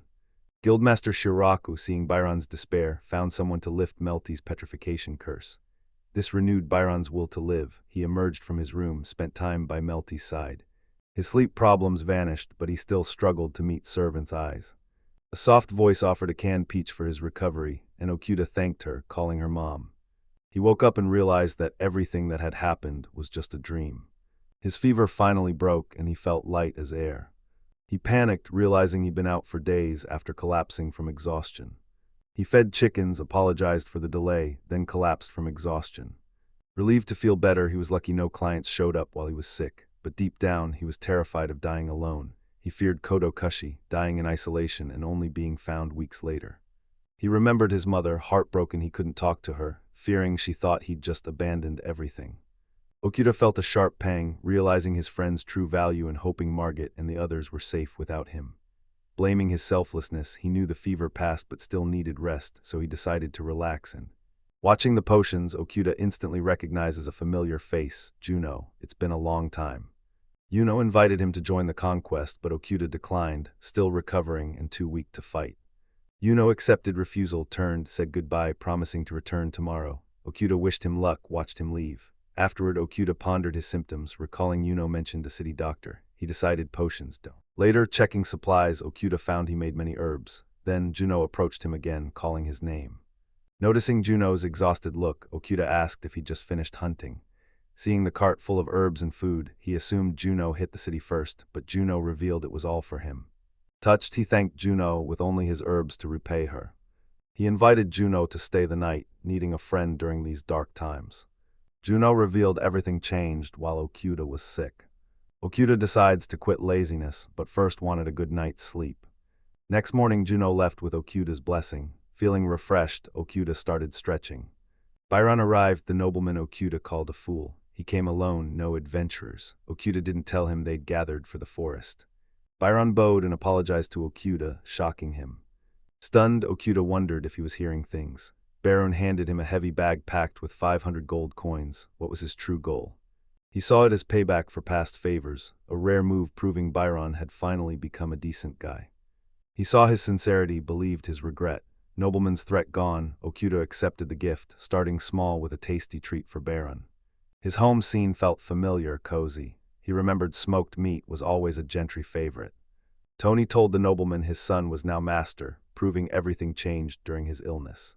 He fried a whole herring with garlic, salt, and spices, pouring his all into the dish to impress high society. Byron's reaction during the tasting was a shock, proving Okuda's hard work paid off. Ash the dog ran up begging for food, so Okuda promised her a treat, joking she should eat her. He realized the nobles and Tony weren't heading for the city, but the forest and stables. Holding them back exhausted him. They looked like drunken peasants. He'd treat them to Shimano soup once they woke. Next morning, their wrecked state still shocked him. He said goodbye and told them to stay safe. Now that he's saved enough money, it's time to manage it wisely. He met a trader for investments, then Margot, Juno, and Sarah in the city to discuss estate crossbows and stone walls. Stronger stone meant he also wanted a bath and proper bedroom. tired of his chicken coop despite his wealth. They stayed allies. With his friend's help, he secured builders and suppliers. He visited Dr. Kishu for medical support, relieved that doctors even existed. He then ordered Sarasi to haul the supplies and food straight home. Okuda smoked meat to thank his friends for their help. No longer a recluse, he deeply thanked them. Days later, he excitedly inspected the finished wall, bed, and bedroom. His new home was a fortress, a dream. He hoped wild animals like snakes or flying lizards wouldn't hunt him. He thanked everyone who helped. Margot shouted a greeting as she approached. Okuda offered drinks to celebrate the finished build. Margot asked for Sarasa, but she wasn't there. Okuda figured Margot was dodging her. Margot raised his glass and toasted the completed construction. He still craved Shimena's soup. Remembering an all-night walk with his best friend, he found the perfect reason to celebrate. He realized neither of them acts like adults. Next morning he woke with a heavy head. He knew refusing Shimeno's soup was a fatal mistake. Lying on the floor, he realized he'd become lazy again. Let's try. Lying on the floor, he realized he'd turned lazy again. Actually. Days after finishing his house, the stone walls finally let him relax. With danger gone, his daily energy tanked from 10% to just 3%. His gold coins meant no work worries, so he slept and woke up frailly. His cherished dreams finally came true. Maybe he rested too much yesterday. Still very early, the sun hadn't appeared, yet he was awake. That morning he was the first to wake up. Even the animals still slept peacefully. In the brief silence, he gathered his thoughts. He was glad Juno and Sarasa felt the same. Sarasa clearly pitied Margot. Okuda wondered if Juno had finally stopped chasing her. Moving on would be easier, but a good guy like Juno never lacked options. Margot avoided Sarasa's constant attention-seeking. Success was within reach. Okuda haunted Runomu, his lost hand possibly fueling his recent behavior. His apology gold to Okuda proved vital, building a stone wall that saved them. He was done letting Baron offend him. He spotted Byron's son, the city's corrupt ruler. Margot claimed he was power-hungry, ignoring the nobles but ready to strike if things got serious. He remembered people, Secretary Dan, Guildmaster Shiraku, Kaisensei, and Han-sensei, who taught him skills. 3 travelers, including a stonemason master, built him a stone house. He then met Dr. Kish, Byron's guard Tony, and Baker Taylor, finding many who cared. In his past life, he only cared about survival, but he soon realized no one makes it alone. Even after fighting that truth until the end, he had memories he couldn't let go. Ash was his cutest, fluffiest dog, and he wanted it to stay that way. Winter was closing in, and he wanted Margot to build a fireplace so he could bathe while watching the snow fall. After days of doing nothing, he woke up and hit the bath. Morning, Okuda remembered he'd left his fishing rod. He found it perfect. He baited a worm and went fishing. He reached the river, but not a single monster was in sight. He finally relaxed by the water. Suddenly his rod jerked. He hooked something. It was IU fish. He'd try it. Sashimi was possible if parasite-free. He needed his fish processing skills from Japan.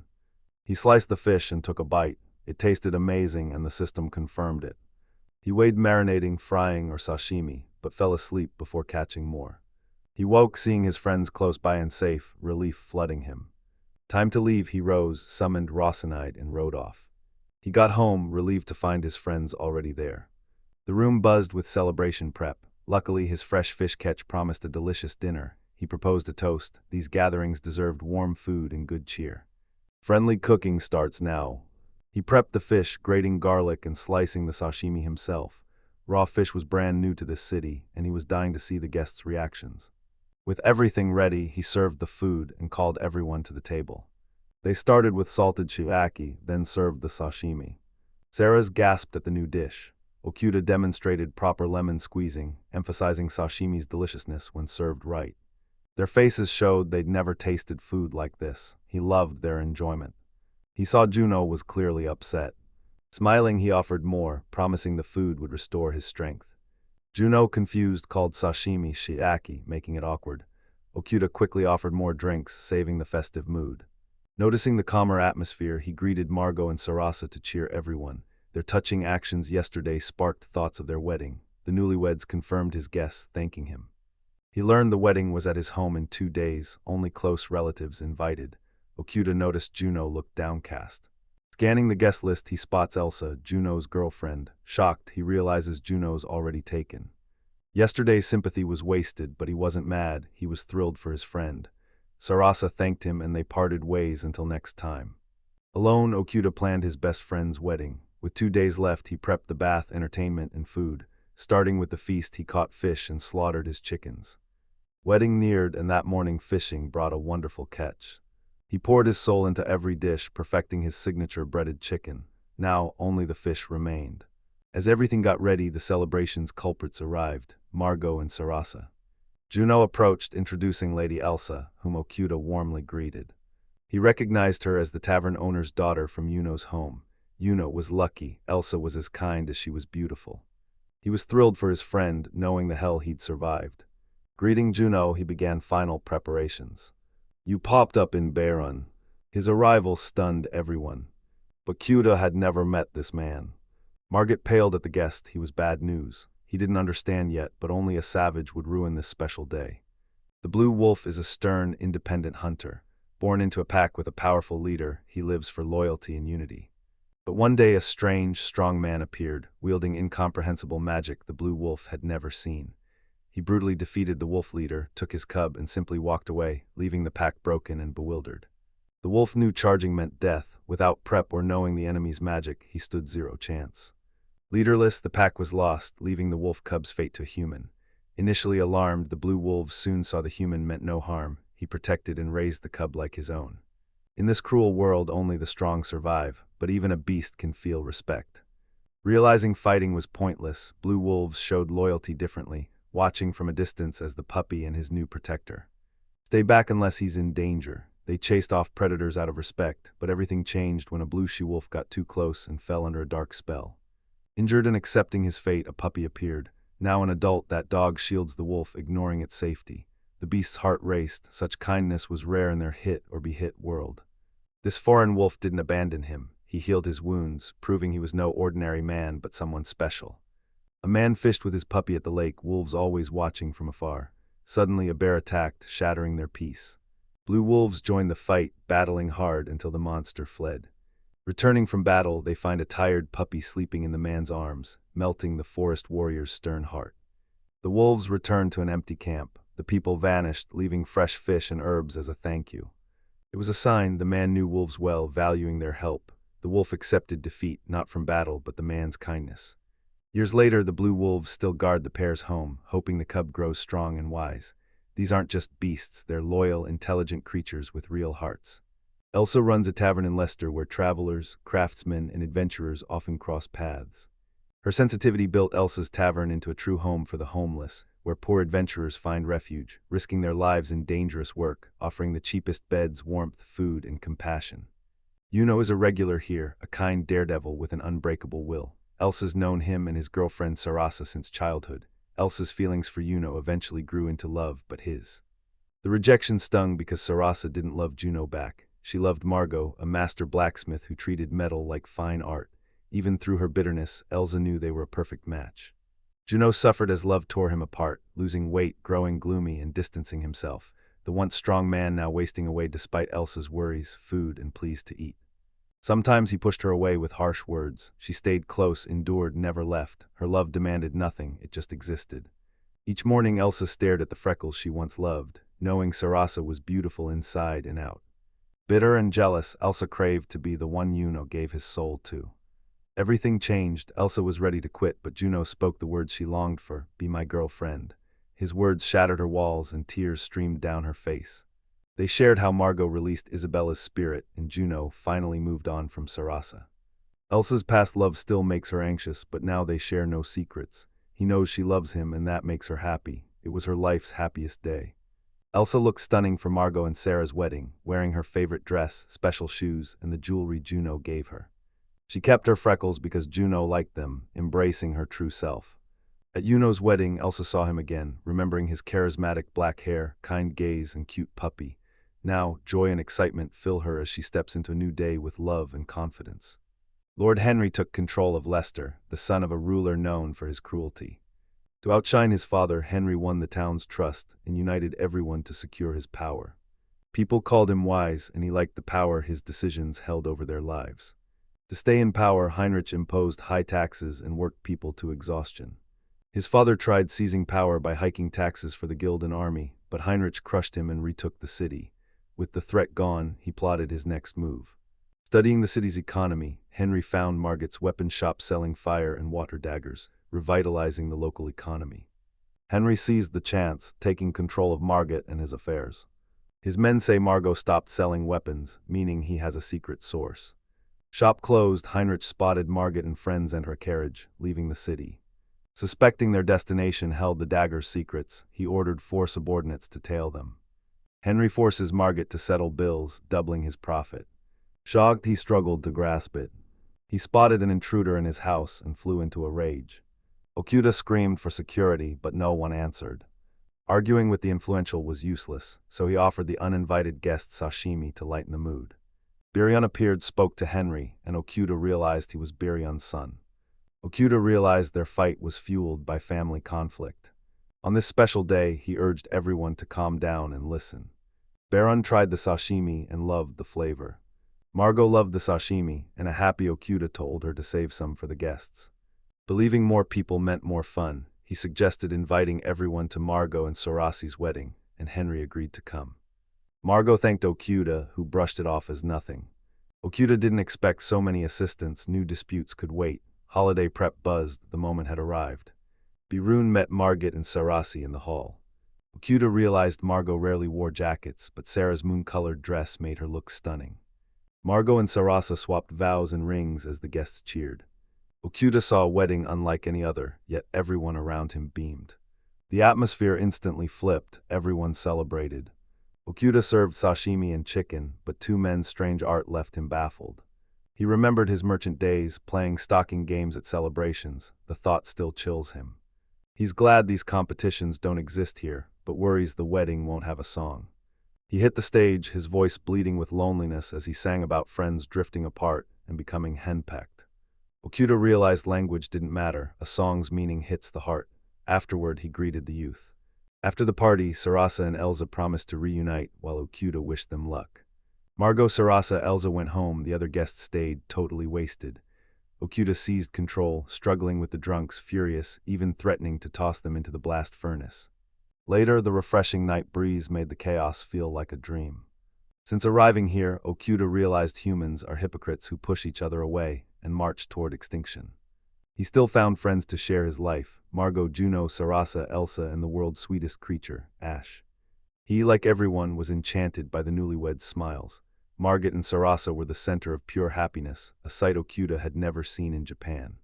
Words are a wounding blade and a mirror of truth. Okuda always solved everything himself, never relying on others. In a world of monster battles and foreign tongues, the blue moon's light pierced his soul, making him wonder if it was all a dream that would explain the contradictions. Opening up to others, he stopped rushing to enjoy the moment and moved forward, ready for tomorrow's challenges.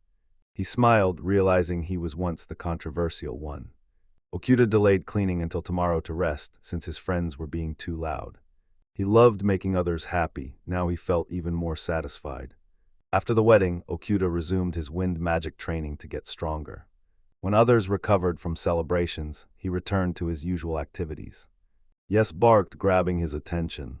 He spun around to a massive snake, no time for backup, he had to strike. Okuda's piercing arrow did nothing, so he scanned the snake to find its hidden weakness. Okuda leveled up scanning skill to 2. He scanned the snake, deadly poison. It corrodes everything, but the snake isn't immune. Okuda used a wind spell to turn its poison on itself. The blue wolf attacked, distracting the snake. Okuda saw his chance to counterattack, watching and anticipating its poisonous gas. The snake gaped, but Okuda's wind spell blasted the poison right back into the monster. The snake coiled, shedding scales to reveal its weak spot. He seized his chance, delivering a decisive sword blow, defeating his opponent. Battle over, the system pings. Okuda just hit level 15. He thanked the blue wolf for the timely help and checked on him. When Yuno heard about Okuda's move, he was visibly stunned. Surprised, Okuda and Juno cleaned the battlefield, giving the serpent's body to the butcher. Soon Elsa appeared to check on Juno after the celebration. Okuda saw her unhappiness, knew Juno abandoned her. He hoped they'd make up. Okuda wondered how to use the snake skin, but why was a snake even in this area? The dungeon was swarming again, and soloing it was suicide. Okuda knew he'd only survived by luck, so he focused on mastering his magic to stay alive. He asked Kaizen and Hansen for training, realizing he needed more practice and experience to master wind magic. Okuda knew mastering basics unlocked complex magic like tornadoes. He also mastered unarmed combat, figuring a few martial arts wouldn't hurt. Kai taught him moves. He panicked and begged for a timeout, fuming that no one respected how long he'd survived.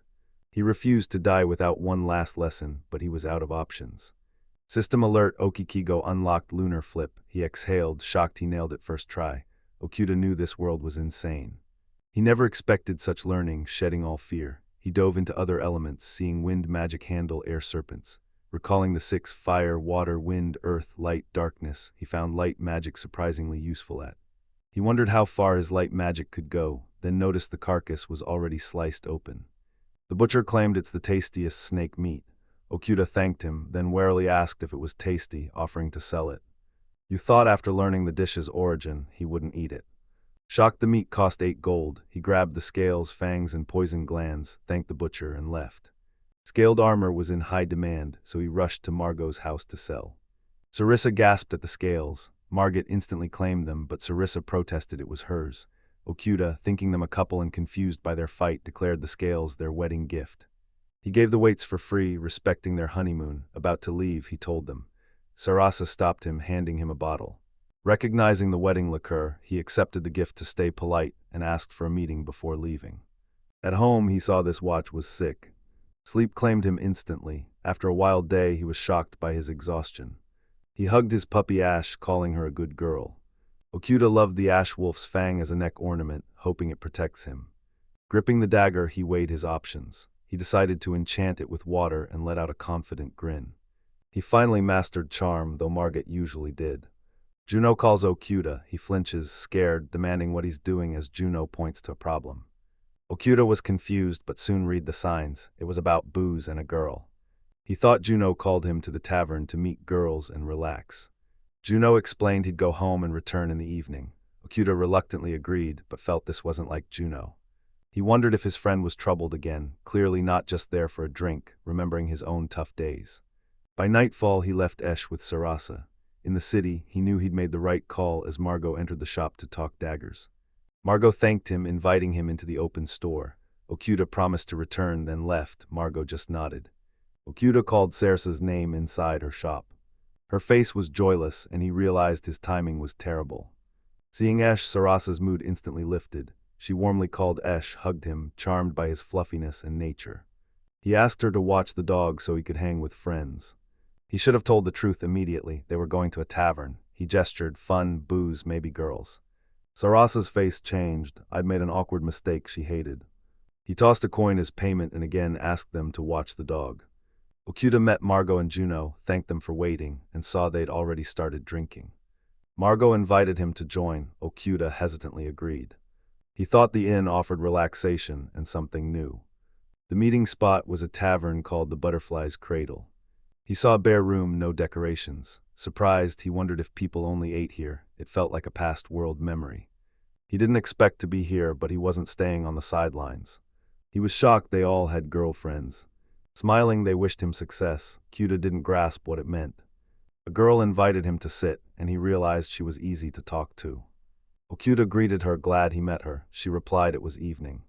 Long darkness unnerved him. Communication was difficult, so Okuda suggested the girl write letters. She signed the paper as Yorina. He offered a treat to show he cared, and she thanked him. I felt like that academy accountant who mastered languages on business trips, but this was way more complicated. He wondered if Margot and Juno brought him here to learn the language, but secretly, he hoped for something else. He also wondered how their evening went.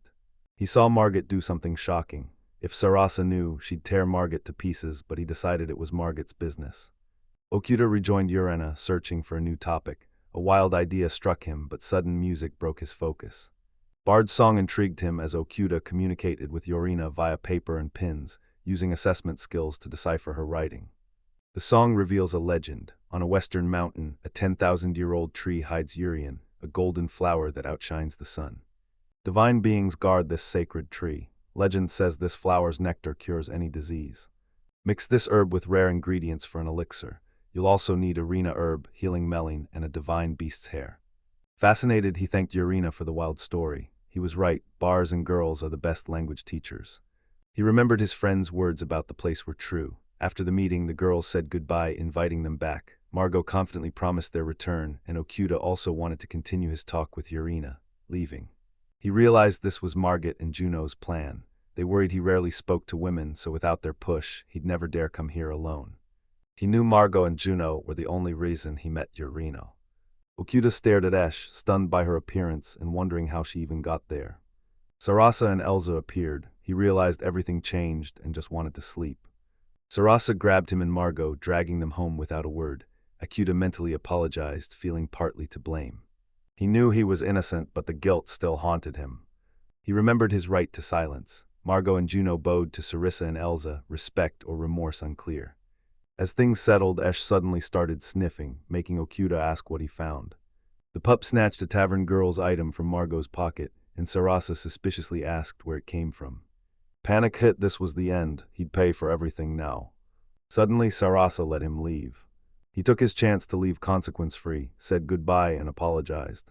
He needed to get home fast. Staying on this battlefield was pointless. Fixing the roof, a sweet scent hits him. Now he's hooked, realizing it's love. It'll pass fast. He's never romantic for long. Work was done and the tavern was open. He tried to ignore her, but he craved a drink. The bar had endless options, and still he decided it was worth the tavern trip, even though he felt it would bring trouble. He went and bought souvenirs the girl loved. She said it's great with drinks. Okuda then visited often, loving her company. Even feeling good, he snaps back to reality. Women at work liked him, but he guarded his heart, realizing he hurt anyone close. The pain made him hate himself, so he avoids reckless relationships. He wondered if Irina knew his feelings. She pours her heart into every chat, making him happy over simple coffee. He'd never leave her. While he explores the world, she only wants his thoughts. It might be a charm. She shone like a star. 10. She shone like a star, mesmerizing him. 7. Cut 3. Sentence 2 and 3 combined. He really wanted to learn more about her. She agreed, and Okuda never expected to have such a blast. Back home, he thanked the man for watching Ash and was glad Juno was treating him well. The man smiled and offered to start a fire.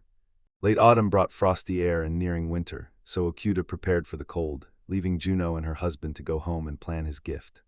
He logged everything he saw today, certain the curious Yorna would love it for her recipes. Kegu Okuda dedicated the book to her, and though he feared a handmade gift lacked style, he took the risk anyway. He lit the stove, the house warmed, and winter worries vanished.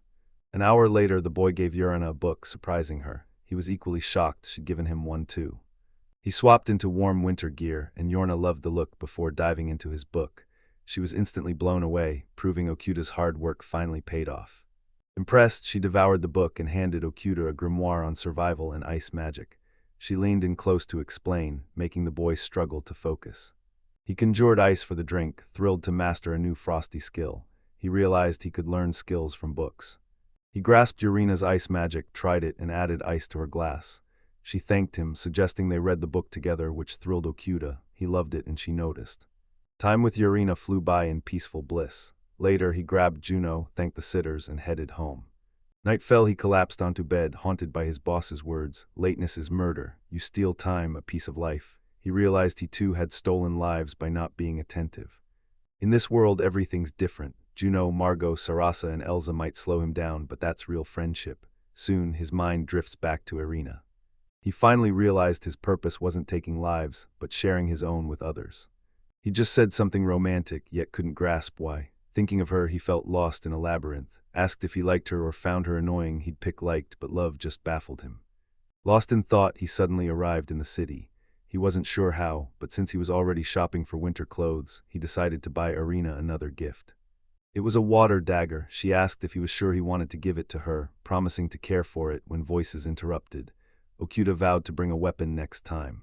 He couldn't ask the girl, but wondered if other visitors gave her anything. His heart sank. Still feeling weak, he trained daily, but promised to work even harder to become stronger. His pet scratched the wall, so he checked it. If a monster lurked behind, he'd strike from above. He found a strange bear monster, and Okuda used his assessment. A rare red grizzly appeared. Since it's a fire type, water is its weakness. He loaded his crossbow and aimed. He shot him, but never knew if he killed him. He saw nothing as the grizzly glowed blindingly. The animal was close, but Okuda barely shot its head. He leveled up and can finally cook this bear. He never tasted such fresh, delicious bear meat, way softer than earth bears. He then brewed an egg potion, eager to try it. One sip, his body instantly felt lighter. Idru's potion could regrow limbs, making it Okuta's strongest cure. Knowing its ingredients, he refused to drink it. He had Sarasu sew a skin blanket instead and prepped for the city. He handed Sarasi the skin and bottle to guard, then headed to a specific house for his next mission. Arriving at the door, his nerves spiked. He stood by Bowron's house. Guard Tony recognized him. He said he came to see the master, so they let him inside. Inside the office, Kegu looked out the window and saw the master looking totally retired. Tony promised to meet after the walk, so Kegu pulled out a healing guru's potion, doubting it would even work. Bayuran and the guard were surprised an elixir really exists. Tony suggested drinking it, but Kigo knew it was too valuable to consume. If he hides it, nightmares will torment him. Byron's strength surged back. Keigo was right, the master's hand was healed. The potion ended his weakness, but the ingredients stayed secret. Keigo was done here, but as he headed out, Byron stopped him with a snap. Refusing a gift is rude, and Kigo needs it to survive. He needs cash, even though there are no markets and no one understands him. Winter is coming with more monster attacks, but Kigo stops worrying. He pets his.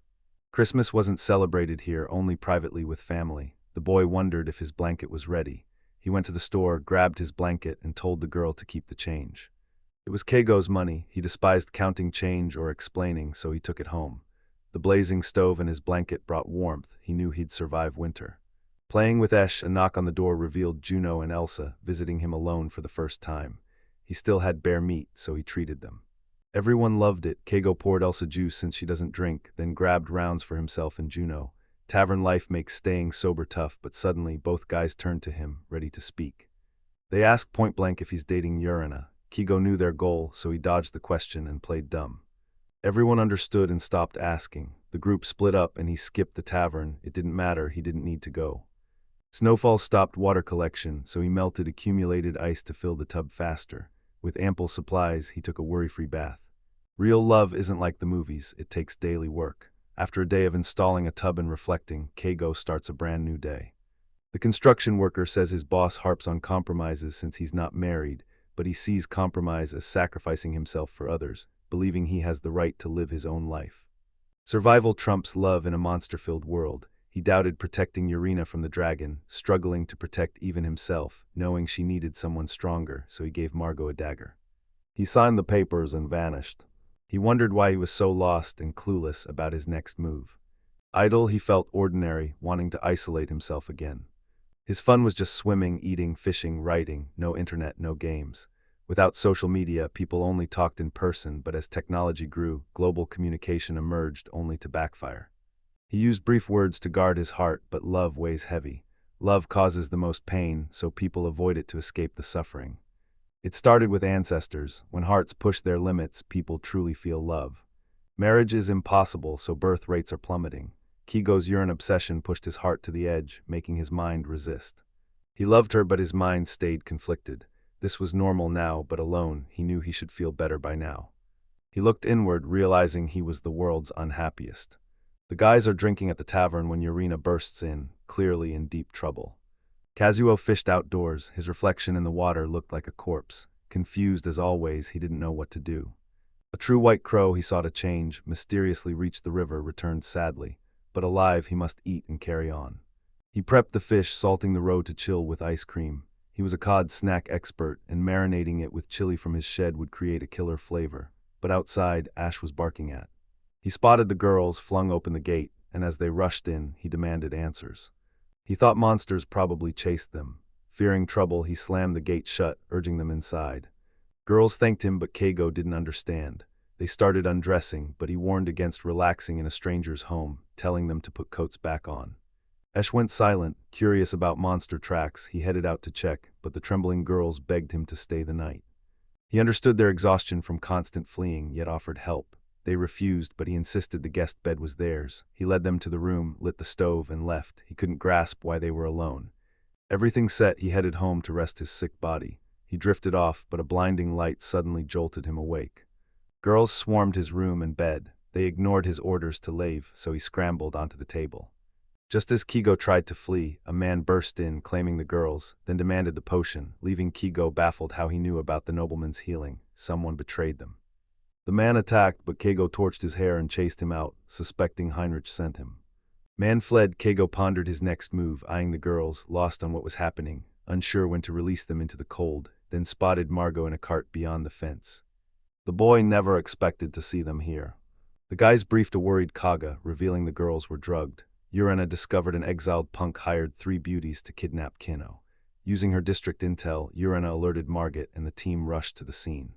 The girls slept at the blacksmith's while Margot told Keigo about Urena's worry. They threw a party and Keigo invited the kidnappers, but they shyly declined. Food was scarce, so they made. He thanked them for waiting, then revealed a new dish, cheese with cod roe. They devoured it, surprised by its deliciousness. Dinner was great. Urena poured drinks, then Keigo asked her outside. Afterward, he never returned to her shop, never explaining why. Freezing air made her shiver instantly. Shocked, she ran out underdressed. Keigo apologized and draped a fur coat over her as they watched the sky. Evrena looked like a true angel, sporting snow-white wings and a massive grin. He apologized for skipping her shop, but he had to confess before Urena vanished with the snow. She asked why he was spacing out. He confessed his love, admitting she consumed his thoughts and she loved him back. Relieved, they stared ahead as he brushed snow off her. She asked what happened, but Keigo didn't even realize he was crying. His strong desire faded like melting snow. He'd always rush to Arena's side, whether in trouble or sad, telling her everything was fine, but tears still fell. He'd be her shield and sword this night of swirling angels. He leaped out of nowhere. The guys saw the confessions, making things awkward instantly. Everyone instantly congratulated Keigo and Arena. The couple exchanged loving looks, then gushed to the guys about Urena, and soon everyone drank heartily. Who knew the night would be this fun, everything perfect? Everyone slept on the floor. The guy planned rice porridge for morning, but only Urena quickly sobered. He lay powerless with a strong hangover for 2 days. By morning, everyone was ready to move out.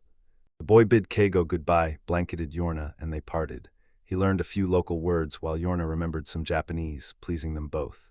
The group split up, leaving Keigo alone and sneezing. Esh calmed him, saying everything was fine and it was time to head home. Hours after everyone left, Keigo already missed Urena. Hating the loneliness, he grabbed his gear and bolted outside. Journeying, I wondered if Urena still worked there. I knew she was used to drunk men and the thought enraged me, but I also knew she was free and intervening would only restrict her. A bad idea. Losing control, he ignores his better judgment and heads straight for the tavern. Midnight, Margot and the others slept. He didn't call, not wanting to wake them.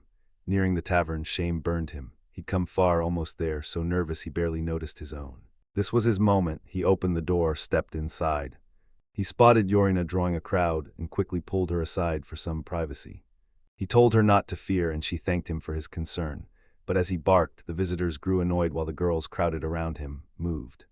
They stroked him, calling him their fluffy client. Keigo realized they loved animals. Esh was popular everywhere, a true talisman. Urena led Keigo to their seats, pouring drinks. Suddenly a woman approached, clearly the leader. He sensed danger, knowing not to argue, and felt relieved she just greeted him, expecting her to rage about his dog. Bandits stormed in, cornered Urena, and then turned on Keigo. One man pointed at his head, shouting in the local language. He instantly recognized the Mohawk boy he'd burned, feeling bad about his hair. With Urena nearby, he needed peace, so despite having little left after aiding the nobleman, he offered a potion vial, unsure if. The Mohawk returned even longer than before, giving Keigo a weird sense of déjà vu. Everyone cheered for his new hair. The boy thought he could finally relax and drink with Urena, but the man grabbed her hand, snapping that they weren't finished.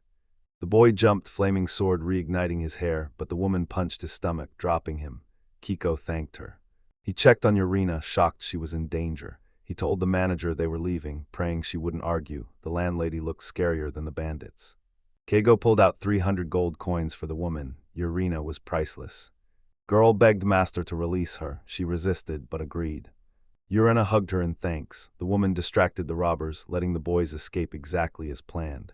Bandits lunged for Urena, but she fought them off. Urena and Keigo barely escaped, ducking into an alley and running deeper. They hid behind the barrel. Keigo instantly planned to protect her. He froze the puddle. Low on mana, he needed to recover. He used wind on the girl, her skirt lifted, catching the bandits' attention. They rushed to her but slipped and fell on the ice. Uren stopped him cold. Apologizing, he led them to the cart. 24 words, one more pass for dynamic. He checked they were alive, but the bandits were caught, the danger was gone, and he seized their weapons. They drove to the gate, the guard greeted them, but they blew past. They kissed and the storm died down as nature welcomed the moment. Wheels hummed on a quiet road as the girl wrote him a letter. If being with her, enduring the pain, became too much, he could leave. She'd miss him, cry, but she still wants him, loves. Yorna knew Kigo's hated people and sought solitude, yet accepted him. She even planned his escape route. He couldn't fathom such kindness. Feeling like an outsider, he feared waking up back in Japan. Losing Yorna and Esham would shatter him, so he kept his secret. He couldn't live without her. His life with Urena began. He dreamed of growing old together, vowing to love her every day as grandparents. He was certain they'd overcome every obstacle. Urena heard a knock. Margot and Juno arrived, old friends who hadn't met in ages. Urena had left her things with them, and Kiko asked about Urena's mom from her old.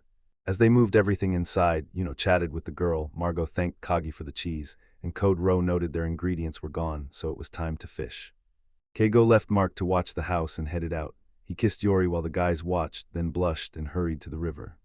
Missing Ash, he rushed to finish and get home, but at the road's edge he spotted something strange, a surface covered in thorn holes. Spikes strike from behind, but his shield holds. Caught off guard by this new beast, he triggers appraisal. It's a giant echidna looking just like a sea urchin. Servant deaths are wrecking the ecosystem and poisoning the river. He draws his thunder sword, shields his horse, and charges. Diving behind a rock, he realizes the spikes fire in a rhythm and takes seconds to reload. Reloading, he leaped, landing his first strike. He kills the hedgehog, levels up, and ignores the freezing water to dissect the beast. He assessed, but his superficial analysis missed the truth. Despite things looking fine, the man ate a piece of hedgehog. Forget purple urchins, this catch tasted better than any. He quickly secured it in the cart, shouting with joy, desperate to get home before new monsters appeared. Back home, the boys were stunned by his catch. They'd never seen raw fish or such weird creatures, so he got straight to prepping. He served sea urchin in salt water, hoping they'd like it. The guys ate in terror, but Kagu didn't get their reaction. The guys raved about its deliciousness, so Kigo moved to the main dish. He explained, mix the dish with an egg for sea urchin texture, creating a delicate omelet with cheese and sea urchin. His friends loved his food. Everyone asked for seconds after lunch. As everyone rested, Kiko went to the bathroom. Time to rest. Winter outdoor swims are the best, warm water under a starry sky. As his frozen body relaxed, a knock hit the door. Thinking it was Margot, he asked if the food was gone. But it was Urena. He froze, seeing her naked, asking what happened as she swam closer. Back to back, Kiko realized women here are stubborn and turned to him. She stood and asked him to look at her body. Hesitating, the boy couldn't do it, so he leaped from the water and bolted inside. He blamed Yuno, called her a pervert. She apologized. Unhappy, Urena entered. Furious at being abandoned, Kigo rushed to apologize and swear his love. He noticed Margot and Juno mocking him, confused why they'd laugh when they were the ones to blame. Night fell, the boys slept. Kajdo remained at the table, writing. He was a recluse, but only for his beloved Urena. Now he has someone to protect. This time it's real, no more lone wolf act. Heinrich, an aristocrat sending bandits to steal their home, is a problem. But if the area gets too dangerous, they're gone. They have plenty of gold and their chickens are safe, so they can just leave. He brushed the thoughts aside and stayed. He wasn't alone, and tomorrow he'd talk to his friends. He exposed the truth. He healed Master Byron's right arm with a potion. Urena was attacked, and Byron's son, Heinrich, likely hired the robbers. Same conclusion as last night. If powerful aristocrats get serious, he'll be captured before he acts. He and Urena must flee by carriage. Margot handed Kaga the map. A map of the Lancaster kingdom. Useless before, it's now perfect for an intro. The boy thanks him as Urena admits she's never traveled and can't wait. Margot agrees, calling He'll drop Henry off, then return. For now, they'll enjoy the ride with Urena, sorting things out later. Kigo thanked Margot. With everything decided, they began packing. Sarasu's farmer friend takes the chickens, while Margot and Elsa join Juno, the monster hunter. Kigo avoids trouble, but insists everyone says goodbye. Packing his things, he left his friends a private letter. He had to move fast. His journey with Hiron started now. The flower gave it to her, but she didn't understand. He vowed to love and protect her forever. He wondered if he spoke right, but no words could describe her beauty. With tears, she promised to love him forever. To her, he was her daily son.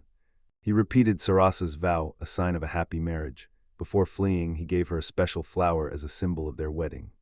Ashbark finally saw it. Keigo was a genuine priest. Suddenly, a strange courage surged through the boy. He reminded them about his letters, then departed. Goodbye was hard. They couldn't stay, things worsened. Kigo never believed they'd return. Margot vowed to abolish the nobility, but Kigo doubted it was possible. He hoped the guys stayed safe while he protected Urena. Wolves ran alongside them, a comfort to Urena. Someone asked about Margit's gift. She showed off a self-defense slingshot.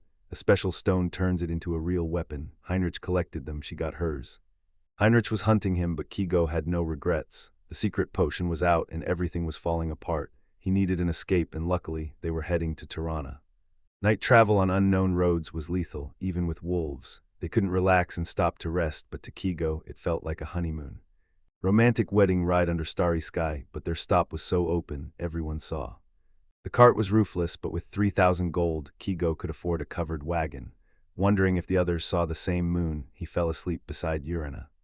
Next day, birds burst from trees, alerting Kigo to a strange sound, a cockatrice monster. Yorna tried to cover, but he refused, too risky, she had to move. He realized he wasn't alone, they could survive. The monster hadn't noticed them, so he assessed the situation. Kigo summoned wolves to devour the cockatrice. Pinned and helpless, the monster died instantly from a single poisoned arrow. The summoned creature attacked the monster. Now the cockatrice unleashes poisonous breath to finish it. Boy shouts, Blue Wolf, retreat. Wolf had no time. Kigo knew the danger, but Urina saved him. They attacked together. Kiko leveled up mid-fight but ignored it, jamming the detox potion down the wolf's throat. He thought it'd help, but it failed. Kegel buried him with his own hands, thanking him for protecting them until the very end. He wasn't weak, power surged through him like a hero's triumphant return. Henry fumed at bandits who failed the task twice and let their target escape. He demanded results, not apologies.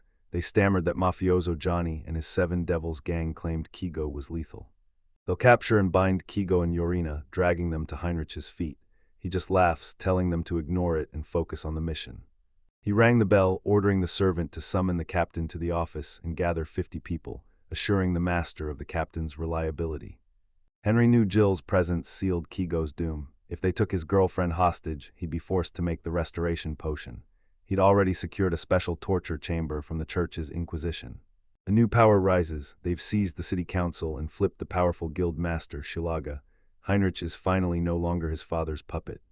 Execution would ruin his reputation, so Hans orders Donnie to kick his father's henchmen out of Leicester and put them under house arrest. Kego sent letters to the boys, warning reading others was strictly prohibited. To Margan he confessed writing only to him was strange, then revealed his plan to eliminate Henry, hoping Margan wouldn't take it seriously. Margot armed him upon arrival. Without her, monsters would have killed him. He visited her constantly, their dynamic annoying yet fun, understanding his own reserved nature. He valued her unwavering support, silently knowing it kept him alive. He tasked Margot to protect Leicester's adventurers, their lives bound to the dragon's anvil, wished her and Sarasa happiness, and hoped Margot understood his quiet longing to return, a secret from Sarasa and Elle. Kego sent John a postcard, too awkward to talk in person. He told Margot he'd never return to Leicester, but he owed John the truth. They'd slain the basilisks. SARS left him broken, but Elsa brought him back to life. Now he's heading north to Tarrant to keep Irina safe. A man protects the woman he loves, and he knows it. He apologized for leaving.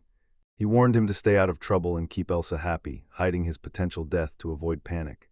He gave Sarasi the key to his forest cabin for them to use, and John promised to help as he began his first big adventure. Kigo also wrote to Sarasi. He knew she worried he wouldn't return to Leicester, but promised he'd come back. Ash would miss her. When he arrived, she made a deal for herself. Lost. That sea urchin was actually a water monster egg. He wanted to share them with the girls, so Margot and Juno must fetch more from the river, use lightning to win, but dodge the spikes every 3 seconds. He wrote a massive guide with 0 shortcuts to keep them safe. He's returning to Leicester for Eliza, who always treated him well, offering his cabin for her and June to live in. He trusts Eliza to care for adventure-seeking June, but he's sad he won't. The girls showed Juno the letter. He understood her words. Kagu wished them happiness but wouldn't say goodbye. Juno told Elizabeth he'd help clean and spend time. Margot snapped, calling Kego a loner for rejecting Leicester. He feared surviving alone, but in his despair, he knew Kego deserved freedom. He wrote Master Baron and his allies with one goal: defeat Henry and save his friends. Esh said his master gave him this valuable name. He sees creature's soul color from its body stain. Master and Yarina's soul shines bright like a flame. Master and Irina reunited, his soul shines brighter. Though he missed Sarah and Elsa, their memories warm his heart as he enjoys adventures with Uncle Blue Wolf. Blue Wolf mapped the path and revealed the Wolf Village, home to a 10,000-year-old sacred tree where fallen souls merge to become heroic spirits. Wolves brave any foe. A new leader must grow slowly, speak better next time, embodying the kind, strict, courageous spirit. Cockatrix killed him, but a requiem from his uncle's friends brought his glowing soul back to his body. the wolves revealed Master Kagego was strong enough to beat Ash's mother, their own mentor. Yes barely remembered his mother, only that she attacked the master and lost. Ash was just another wolf, living by jungle law, fight to survive, lose, and perish, so he didn't see Master as his mother's enemy. Strong and kind, he fights for his mom, uncle, and master. Seeing his growth, the wolves realize their work is done. Leaving the blue wolf's grave, they journeyed to Tirana and soon arrived. Yarina warned, traveling performers frequent this big city, but they must leave no traces. The girl looked exhausted. Knights in the cart finally brought them to the road's end. Unsure how much farther, he let her rest. He paid a boy to guard their gear, bought supplies, and the boy promised. Their apartment was cozy and perfect for resting, but she suddenly cornered him, demanding he not run away today. By morning, the boy delivered the roofed cart and horse as promised, then collected his pay. Keigo named the horse Queen May. The boy liked the name. Keigo asked the boy to help carry stuff, and the boy jokingly asked for silver coins. Yerena handed him a paper outside. She wanted to see the city. They were only in the next town. Kiko planned to flee, but Yerena wanted to explore. The man replied, of course they'd walk the city, and they did. They hit the circus and had a blast. After their walk, they check out and skip the sightseeing to avoid lingering. Kiko's premonition was right. They didn't see the danger coming. Henry learned Keigo's location from a nobleman, but despite sending the Juru Corps immediately, Keigo's court was empty. Blaming him, Henry plastered wanted posters citywide, yet Keigo remained elusive, impossible to. He considered a bounty, but death is boring. If Henry stood out, other nobles would notice. He wanted the tincture for himself, so he'd secretly break Henry by torturing Yarina right before his eyes. He ordered a horse and a new woman to show this man humiliation. Street thug Johnny grew up poor with a fierce rival. He took hits, but his crew kept things fun. Now sporting a legendary mohawk, he beams at every compliment. They got an order from a white-bearded old man. He acted weirdly, but his plan unfolded, seduction, then kidnapping. Hetch failed at everything, losing their weapons and even Johnny's favorite mohawk. Next, Yarina tended a small tavern. Though small, she considered it family. Every visitor hid their past, Yarina too. She and her brother Sato survived constant abuse. At age 7, their mother ended her own life. One day their father wasn't watching, the boys fled. They survived alone in the slums. The brother fed his sister while he starved, until he hit his limit and collapsed from sickness. He died after fainting, shattering her world. Awaiting death, someone reached out to her. Large hands hoisted her up as she struggled to speak. She still remembers their warmth, enveloping her like wings. Josephine took her in, sheltering, feeding, and helping her recover. As her vision and voice returned, the girl cried, hugging her savior. She handled chores and worked the tavern while everyone played their part. They welcomed her warmly, asking no questions. Life grew calm, and her heart finally healed. Her mother taught self-defense. She never understood why until now. Kids get kidnapped, sold as toys for the rich, and her mother saved her from that twice. Visiting her brother's grave, she shared her new life and felt his spirit, until she learned her father was dead. She met Keigo in the tavern, the man she wanted. He pondered Yarina's love for resilient roadside flowers, remembering her shared past and the trust she placed in him. She thought he hadn't noticed, but since moving in, she'd stopped hiding her tattoos. He wasn't shocked by the ink, that was normal here, but by how casually Yarina stripped down. The boy felt true love for the first time. He knew he'd never meet anyone like Yarina again. A giant sea urchin attacks, but the boys quickly crush it together. They split the chores, cooked dinner, and lived in peace. Their kitchen filled with amazing aromas and laughter. They'd sleep. Yarina often dozed off the bed, so Kagu gently laid her down, knowing his own sleep was no longer the same with her nearby. Starting work, he saw she was different, calm but avoidant. Her tattoos hid deep emotional scars. She smiled through hardship, surrounded by wonderful girls. Each had a unique past, but they bonded, saved by one mother. Yarina wasn't lonely, she was excited to travel. This was her true home, and he vowed to bring her back. He loved her for her flaws. If she were perfect, he never would have fallen this hard. She fought to survive brutal loneliness. Jorbura saw himself in her, which made him fall for her, so he wrote a letter sharing his feelings and apologizing. When she wakes tomorrow, he'll prove his love. She was offended next morning. He'd forgotten to confess his love yesterday, but his good morning instantly melted her anger. He then handed her a letter to read. She reread his letter and book constantly, even while they were together. It felt like a fresh confession from afar, and he fell for her every single day.